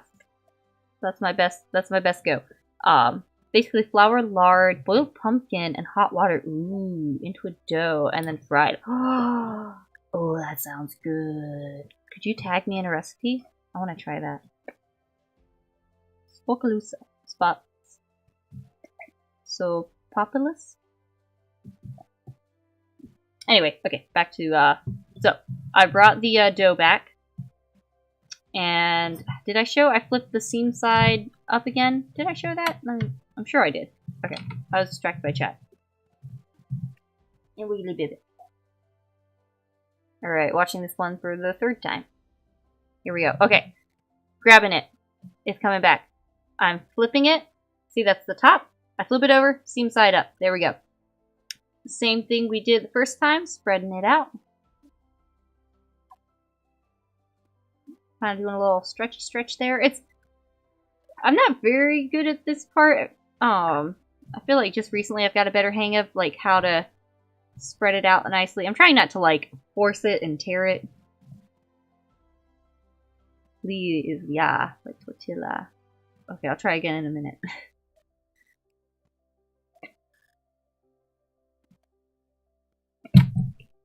Can you say chat distracted me in a Gura accent? I'm not sure how to do a Gura accent. I mostly listen to the music. That's how I was introduced to streamers, or like the VTubing community is mostly through their music. So I've only actually recently started like actually watching more of the streams.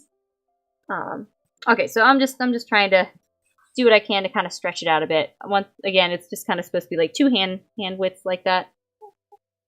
And so this is the part I want to show you where it's like weird to read, but makes sense once you see it. So you fold one corner, and you fold the other corner. So you got kind of a triangle. Maybe it looks like a sailboat.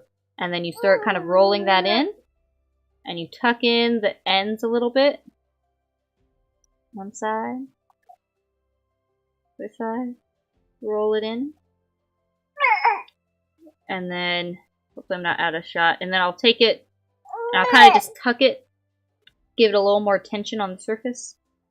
Make sure it all comes together nicely.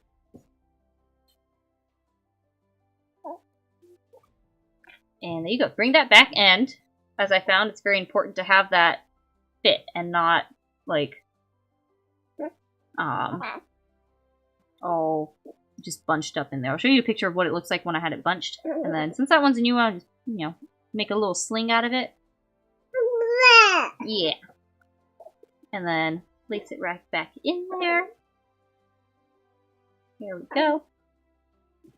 Kind of make sure it's all nice and good. There we go. Okay. So, there we go. That's how to shape them. I think I have a bonus how to do the cinnamon rolls too. Let's see, what was next?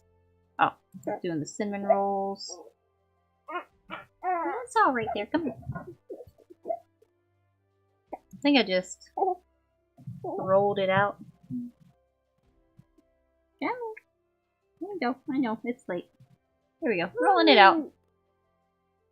I was wanting to make like a bunch of small ones, so I made it like a little bit like longer and slightly shorter to make it like slightly minier ones.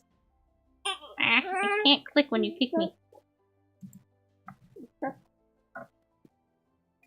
I saw someone on Instagram do this where they just are kind of like pull it out a bit.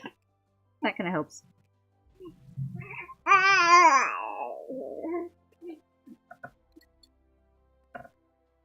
There we go, pulling it out.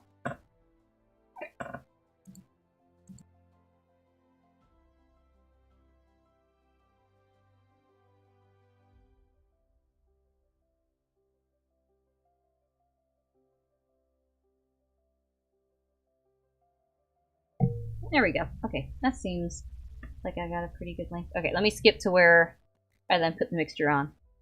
Oh, there's little hands helping. Little hands helping.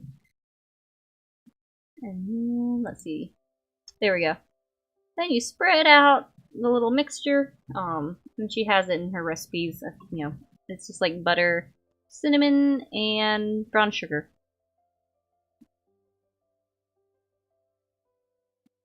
Little helping hand. There we go.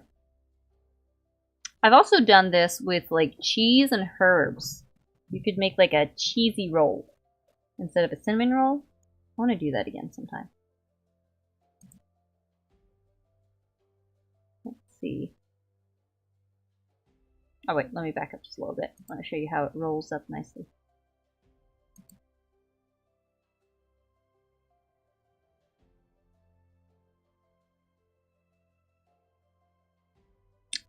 Thanks for the stream, Minna. I'm exhausted, so I'm going to take my leave. Keep it baked fresh. Aw, thanks for coming. Get some good sleep. Okay, so this time I'm trying a technique where I really make sure the seams are pinched, because other times, like, when it's risen, it's kind of busted out a little bit, where, like, the end kind of gets away from the rest of the roll, and all this, like, you know, yummy cinnamon stuff kind of leaks out, and then it kind of like gets all caramelized in the pan, and then the dough itself is kind of crustier.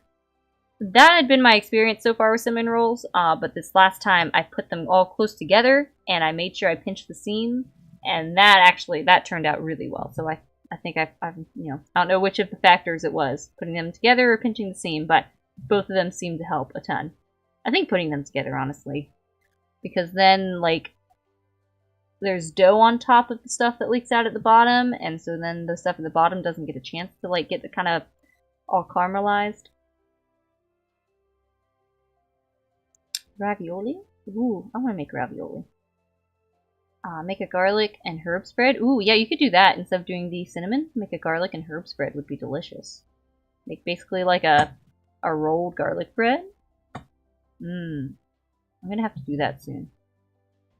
And then once again, a little dough scraper knife thing. Just line them all up in here. I took these to a party and they were delicious. One of my favorite things about baking is sharing it with people. Like, I have to watch myself sometimes. Sometimes I can get too enthusiastic and take on too many projects because I want to, like, give all this food to people and, like, share all this food with people and feed people. Not like feeder, but, like, I want to enjoy, I don't know, I enjoy making and having people enjoy what I made. And so sometimes I can get too enthusiastic and put too much on my plate, and then it's like, I have, like, you know, I have other responsibilities and things I need to do. I can't spend all my time in the kitchen. It's a problem. I'm trying to find a balance of, especially just like the daily meals, you know, just nice, simple meals that are good, nutritious, like straightforward, that don't take as much time so that I can keep up with other things. And then, you know, every once in a while throw in a more interesting, complicated meal to cook. That would be a fun stream and a good motivation to finally like make a nice list of really good, straightforward, simple, nutritious meals. And do a stream talking about those. So I might be working on it in the background, like as I'm making simple stuff. Like the other night, I just took like a whole chicken and you know, roasted it in the oven. Cooked it in a Dutch oven. It does really well. So I just cooked the whole chicken and then just did like some zucchini and small cut potatoes and roasted those alongside, you know, or at the end threw those in with some spice. Pulled some of the dinner rolls out of the freezer and that was dinner. It was, you know, pretty quick, pretty simple, but pretty nutritious and yummy. And then I had the bones from the chicken to make broth later. So, win-win all around.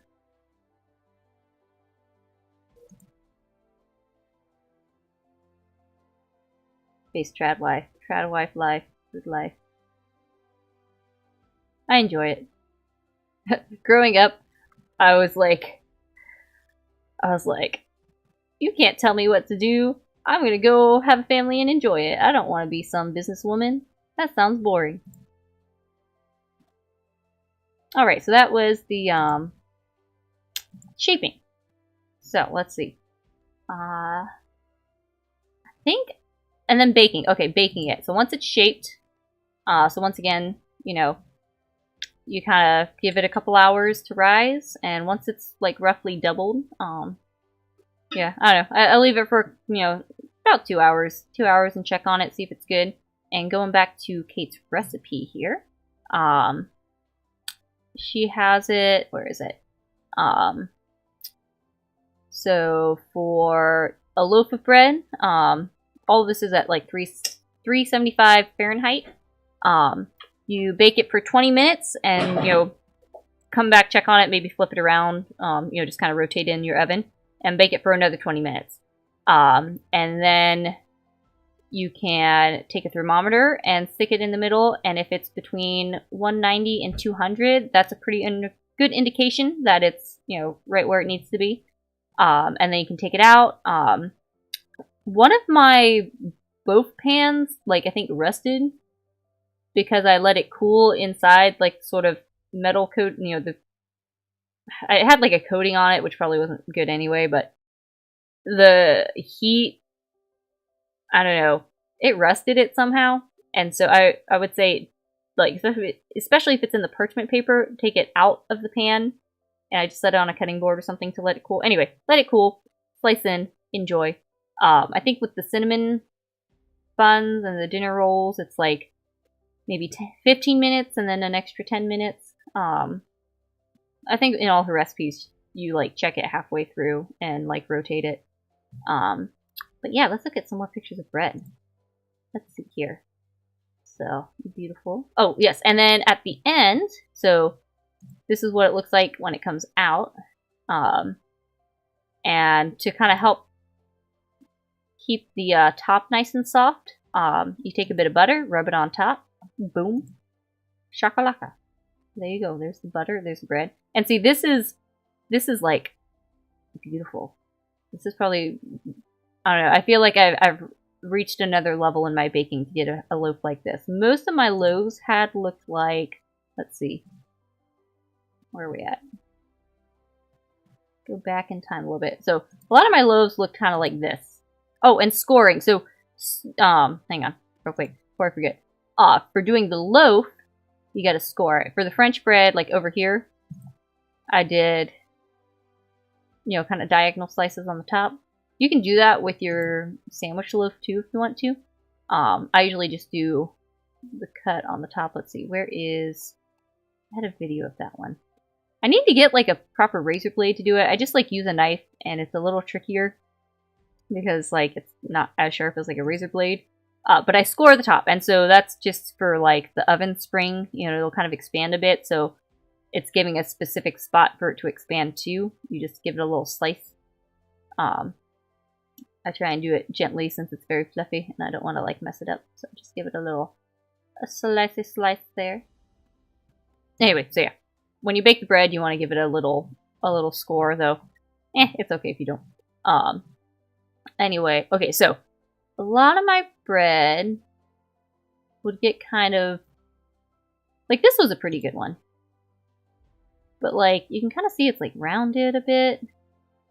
Kind of busted through the side, rising up a bit.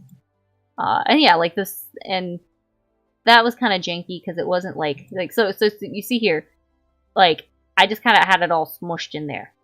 And so I think that kind of stunted it. Like, it... You know, I had to fight against the parchment paper, so it didn't fight too hard, and it just kind of... I mean, it's still really yummy. I was still very proud of this piece of bread. It was still pretty delicious. I mean, look at that. Still was pretty fluffy. But then, you get to this other loaf I made the other day. It's like, boom. Look at that.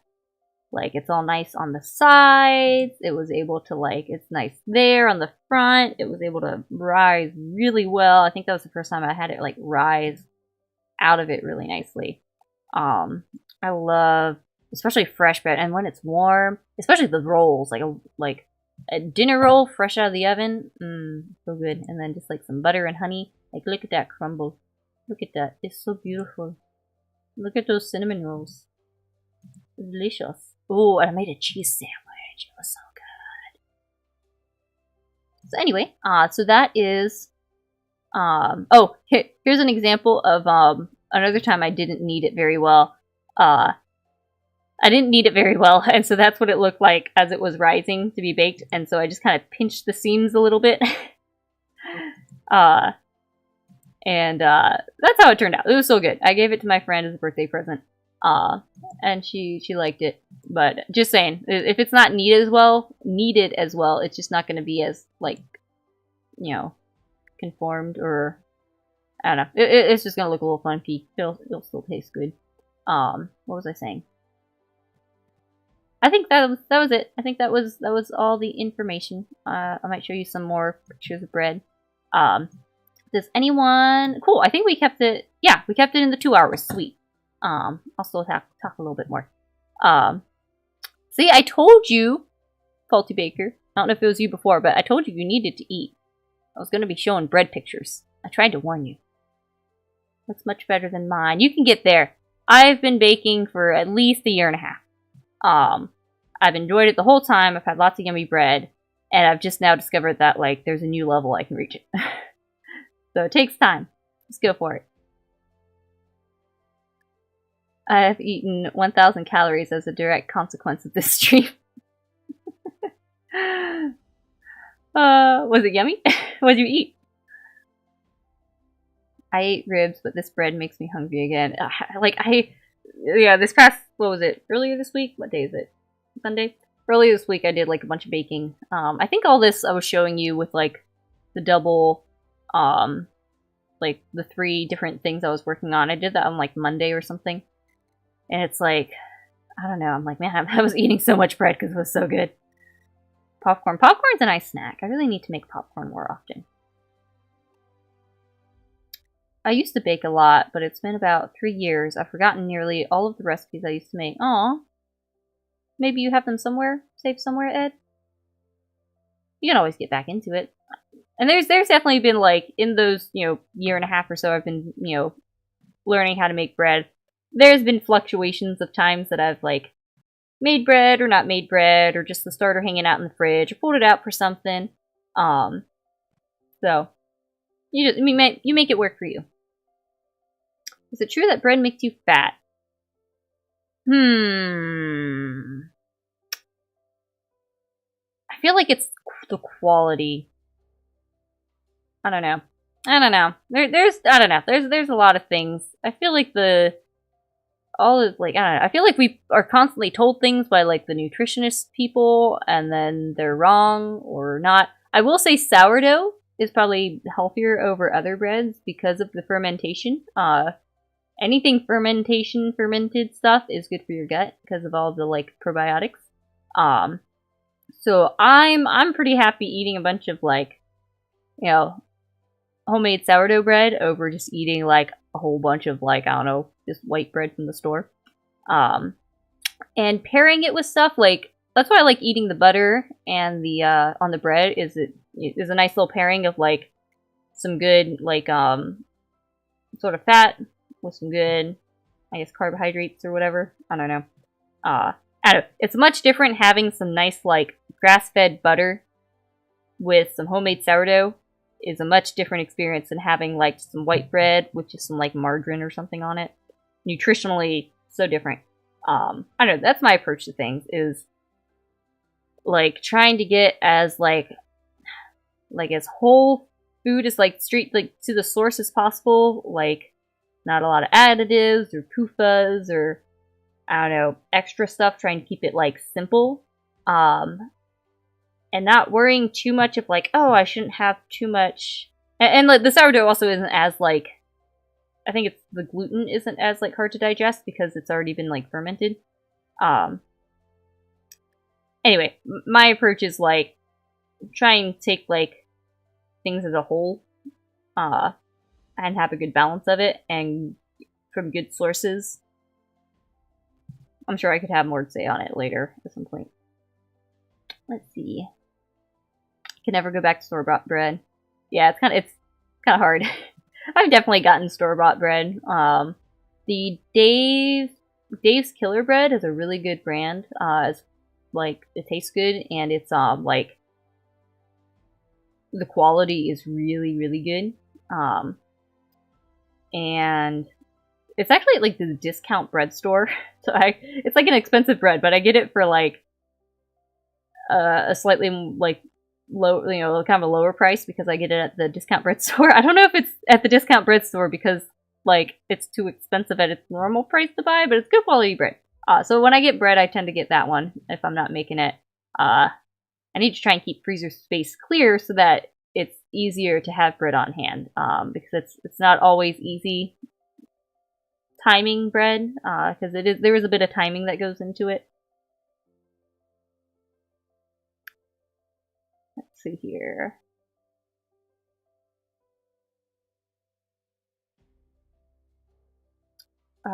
Yeah, short answer is no. Depends on how much you eat, just like everything else. Yeah. I feel like moderation and balance is a good approach.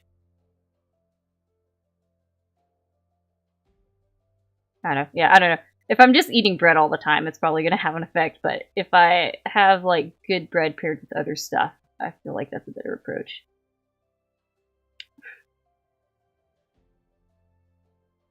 Again, comparing, like, homemade fermented bread to most other breads you can get, there's going to be a big difference.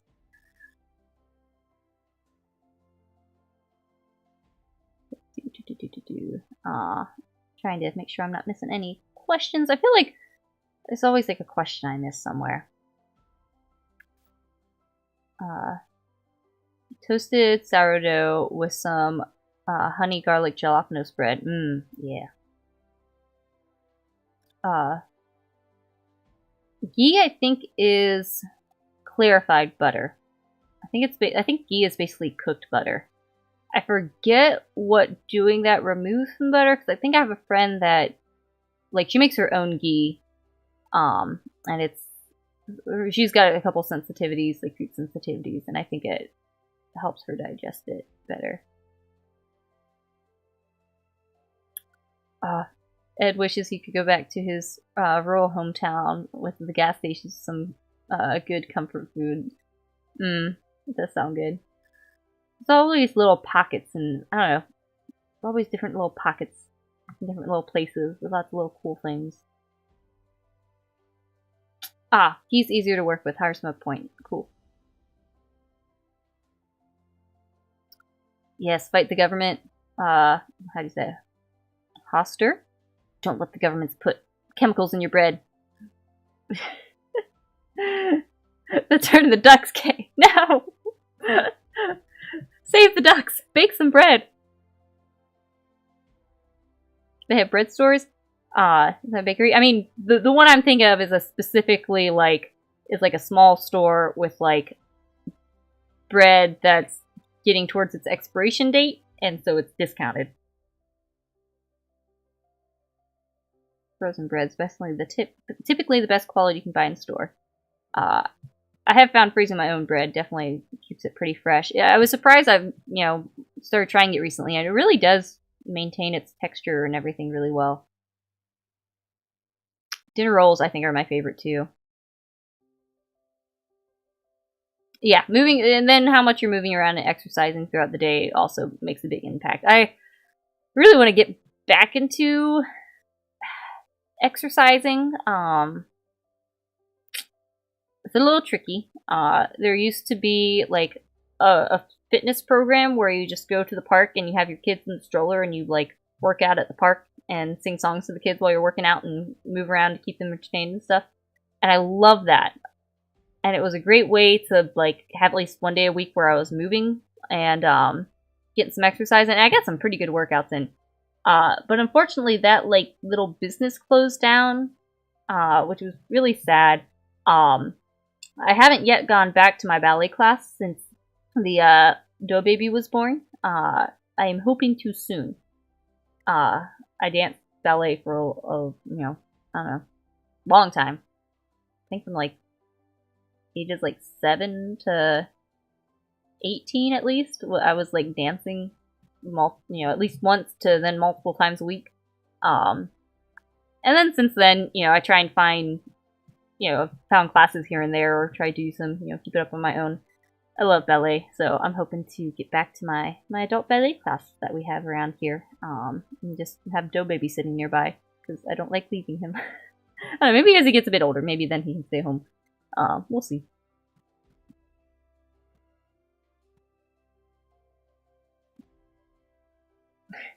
My name is taken from a book written in 1890 of a weather god. Pronounce it however you want. It really doesn't matter. Alright, I will pronounce it Hoster. I think that's good. Plus then you get to wear down your kids so you can have some peace and quiet. Sometimes works.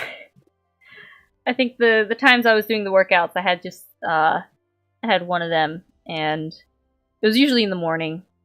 And at that point he was taking a nap anyway, so yeah, getting out in the fresh air. Usually play at the park after a little bit helps. There are a lot of recipes for stale bread. My favorite is a soupe d'agneau, which is really good. Yeah, I think like stuffing, I was realizing this at Thanksgiving, like stuffing is a classic, classic Thanksgiving dish. I never really, my family, we never had like super consistent dishes we made for Thanksgiving. We eventually did, like the cranberry relish in somewhat recent history became kind of a staple. Anyway, we never really did stuffing much, but this Thanksgiving I actually had a loaf that I'd made that it was a little dense. I'd put too much flour in it, and I was like, I don't really know if I'm going to eat all this before it gets kind of stale. I don't want it to go to waste, so I was like, let me throw some stuffing together. So, I made it. I'm like, man, I wonder, like that's probably an example of, before we had such ease of, just putting food in the fridge when you needed to use up stuff. Stuffing seems like one of those recipes where it's like to use up things so that it doesn't go to waste. There's probably lots of recipes. I feel like there's probably a lot more recipes that I could sit down and think about and be like, this recipe or this thing's probably here because at a point in time it was how you managed to like save your food, or like that's why fermentation. I also wonder that too, like since for a long time you had to, the way you were able to like use the food you got like in your garden or something, you didn't have like refrigerators to just kind of keep it in one status. You naturally like had a lot of fermented things in your diet because you just controlled how it aged and fermented. And so I wonder if that's why we have worse gut health nowadays, is because we aren't forced to only rely on our means of preserving things the way we used to, if that makes sense. Stuffing is really good if you add jalap. I get flack for I say jalapenos. I know it's also jalapenos. I like saying jalapenos. I feel like I've heard other people say it. I like saying jalapenos. I know it's jalapenos. I like saying jalapenos. Anyway, that sounds pretty yummy. I know there's a whole lot you can do with stuffing. And there's also, I think, like, Kate has her, it's basically like chopping up bread and making like a pan of French toast, but it's all the bread chopped up in a little pan. That looks good too. In the future, we will only eat Nutra paste made out of bugs. No. I'll still be making bread. Plus everything is sterile. Yeah, that is the correct pronunciation? Jalapeno? You think so? Jalapeno sounds fun. Jalapeno. Jalapeno. Well, like, reminds me of that scene in Elf where he's like, Francisco.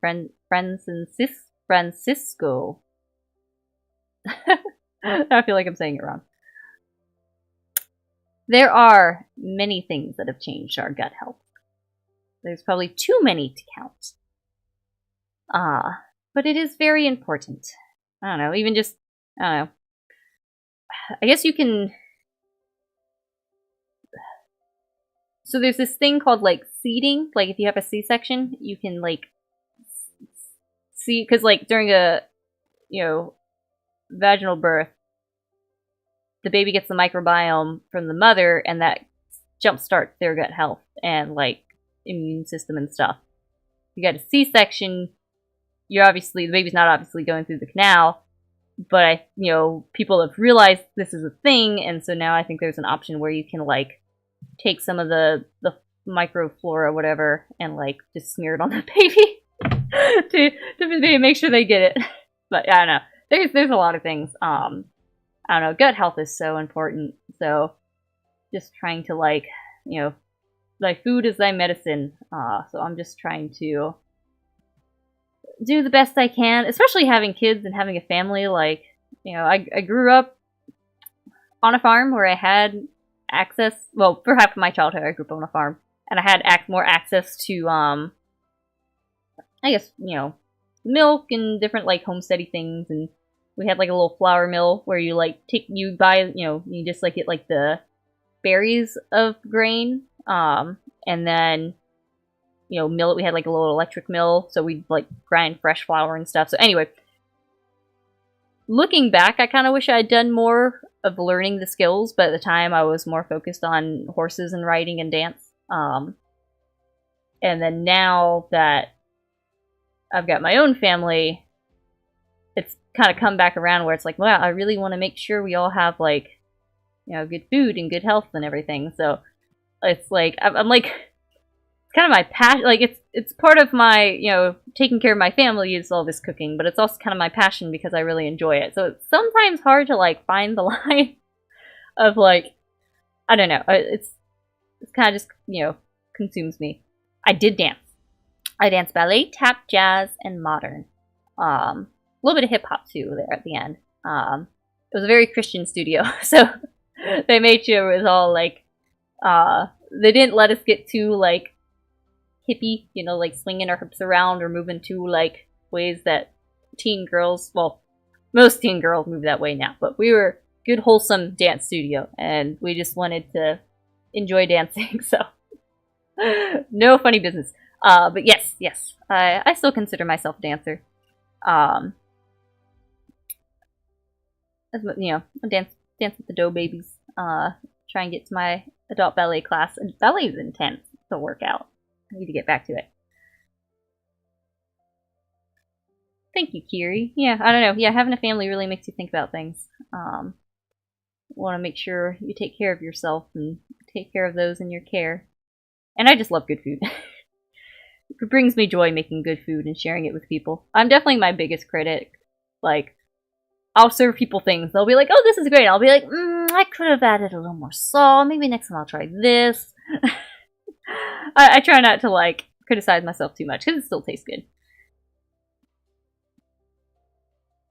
Alright, oh, wait, I wanted to look at a couple more. Let's see.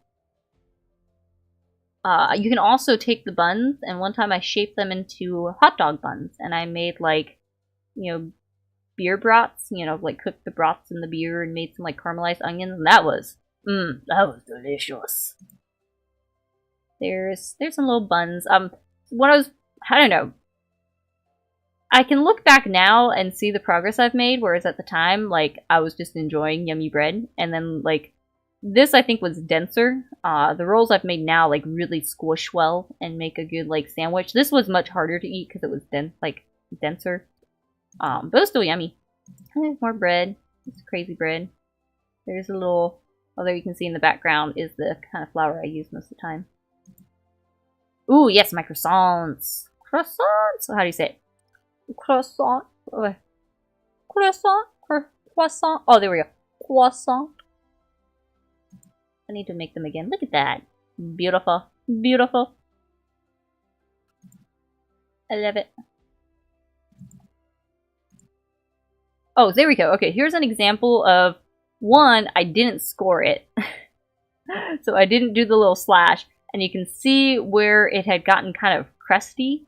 And I just kind of shaped it and left the crustiness on the top where it had formed the skin. And that's how it turned out. I still ate it. There's some pretty, like, look at that. That's like a nice square. It's beautiful. I'm not sure what happened to this one. I probably still ate it. This is a little more dense. Oh, there's some pretty ones. Ooh. Oh, so pretty. I was going, so I'd started yesterday. I had fed my starter to make like a big batch of starter. And I was supposed to this morning start my pre-ferment and then make my dough tonight, but the day got away from me and I never started my like pre-ferment. I bet, you know what I could have done? I probably could have just, I don't know, sometime I should measure out like how many grams that pre-ferment is. Like this one at the top. Because like it doesn't tell you how much is it total, it just tells you like how much to make the pre-ferment. I bet if I knew how much the pre-ferment was total, I could have just like pulled that from my starter and then started the dough. Anyway, I was supposed to start some bread tonight to make tomorrow, but I didn't quite get to it, so I'll probably just have to kind of restart the process, and tonight I'll mix up, to have a bunch of discard. Oh, I didn't talk about the discard! There's a lot you can do with it. I make, what is it? Waffles. I make waffles all the time with it. I will link a, video, this is a YouTube video for my favorite recipe for, waffles. I think it's like, it takes like, I don't know, I think I use like 177 grams of starter, and then 2 cups flour, 2 cups milk, and I leave that overnight, and then in the morning mix in the eggs, vanilla, baking soda, and like butter, and it like it's not like, whereas just regular like flour and water and all that like kind of runny, with the sourdough activation in it, kind of like sticks together more and is more gloopy. And I feel like it's easier to scoop, and then I make waffles and I freeze them, and then I've got really easy, like, I just put them in the toaster oven to like, toast it in the toaster oven, and I've got like instant delicious waffles. So that's my favorite way to use it. Basically the starter, you're still getting all the good like benefits of the fermentation in it, and that like sourdough taste depending, and you just have to like, it doesn't have enough like rise on its own, as it does when it's like the optimal starter, since it's already fallen. So you just do it in anything that you would put like, something like baking soda with anyway. I've also done like pie crusts with it a lot. You're like, oh, here we go. I made a pot pie with some leftover stuff, and I made a crust with my sourdough discard, and chopped in the butter and did all that, and I added some cheese to it and made a little like pie crust there for a pot pie. So when I gotta make sure I clean up my little document there, and I'll list a bunch of ways you can use the discard. So just keep it in your hang on to that discard, don't throw it out. There's lots of ways you can use it that are really, really yummy. Especially the waffles. Well, I don't know. I'm just constantly making waffles to have in the freezer. Especially the one dough baby. Dough boy really likes it. I can't blame ya. I don't consider myself a chef. I call myself a scientist when I cook because I experiment. LOL. Yeah, yeah. I think I'm getting better and better at being able to cook without a recipe. Like, understanding the mechanics and, like, working, you know, working kind of off my own intuition. I will eat the bugs after my chicken turns into eggs. Yes! I can agree with that.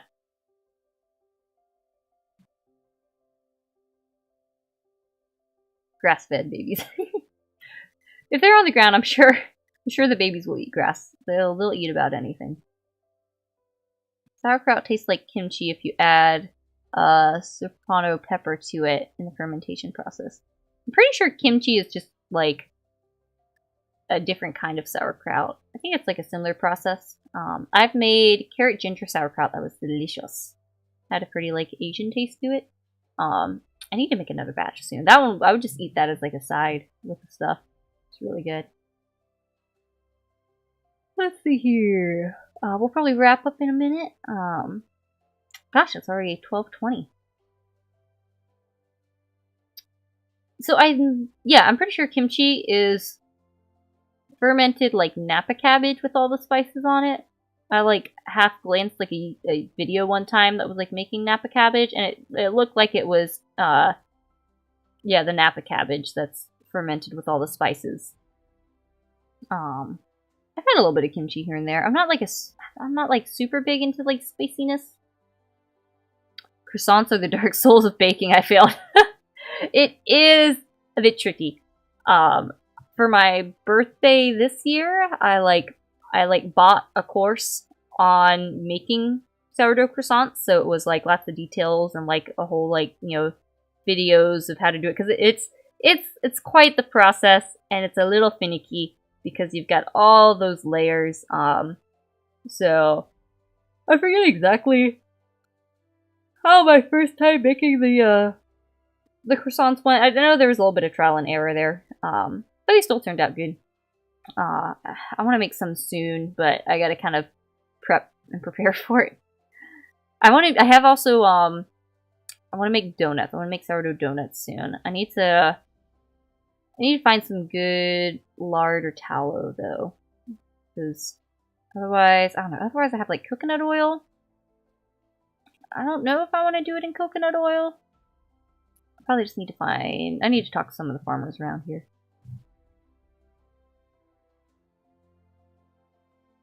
Fun fact, sourdough is the French style, and the modern style is the English way with the yeast. Not sure exactly what that means. I know when I say sourdough, I'm talking about, like, basically the wild yeast. I've also heard, like, if you buy, like, store-bred sourdough, it's not actually sourdough, and they just, like, flavor it to taste like sourdough. I remember, like, occasionally having, like, a store-bought, like, sourdough in the house, and I never liked, like, the taste of it, because it just tasted really sour, whereas, like, this stuff just tastes, like, delicious. I've been teaching my mom how to, do bread stuff. I sent some starter with her, last time she visited. Actually need to bug her and see if she's made any bread yet. She's kind of busy, though. I'll have to bug her when she's free. Most of the time, I, like, call her all the time, so. She was busy this week, though. Hello, Tile. You have a question for me? What's that?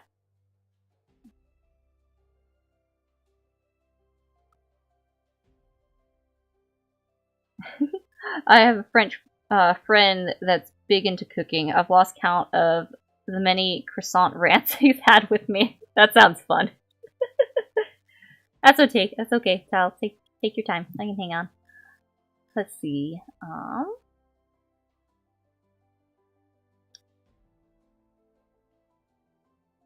Let's see. Any last questions? Have I ever made a pretzel loaf? No, I haven't. That sounds good, though. Oh, here's my fail.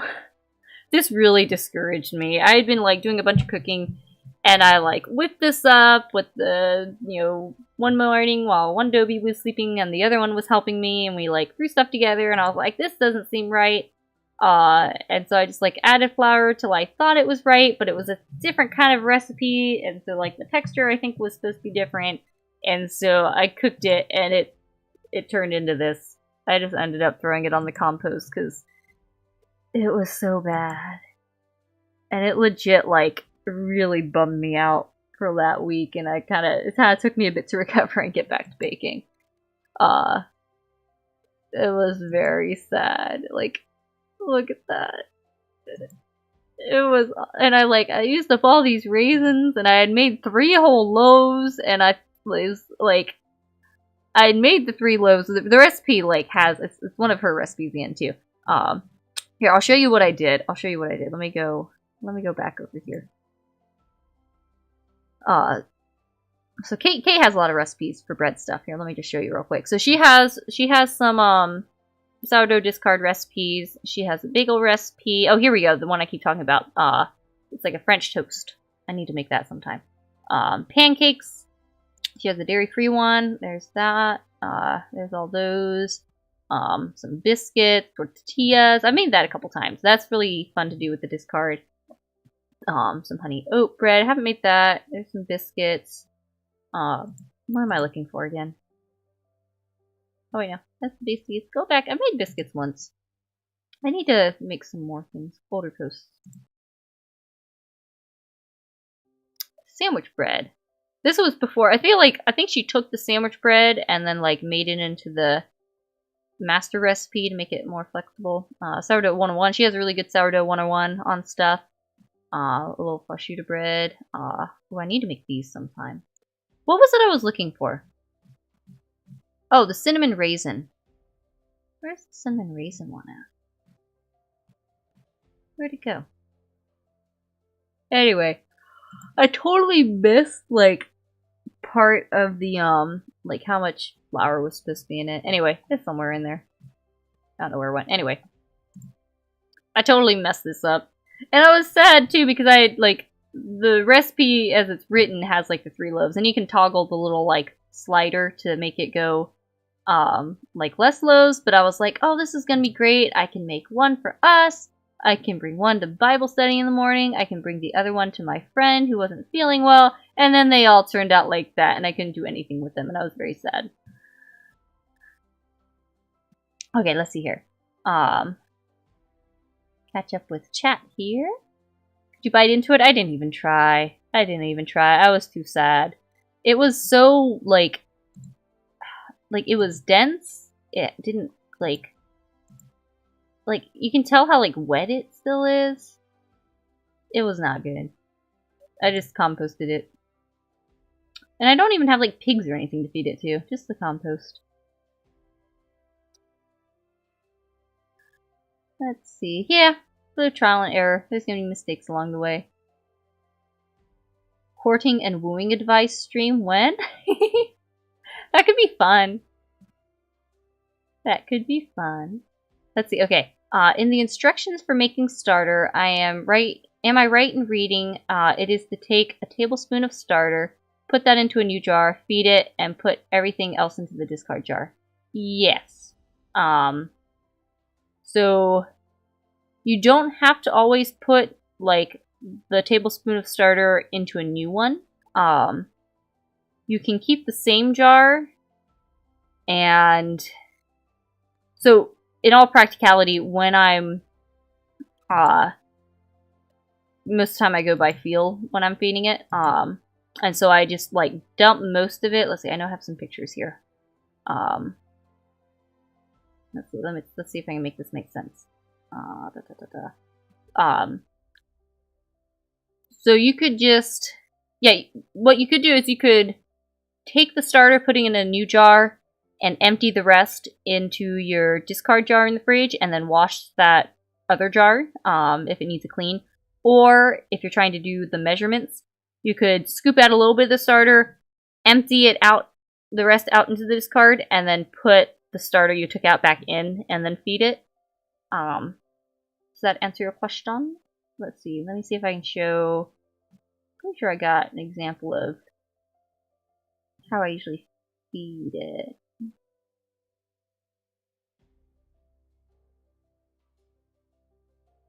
Thought I did. Maybe not.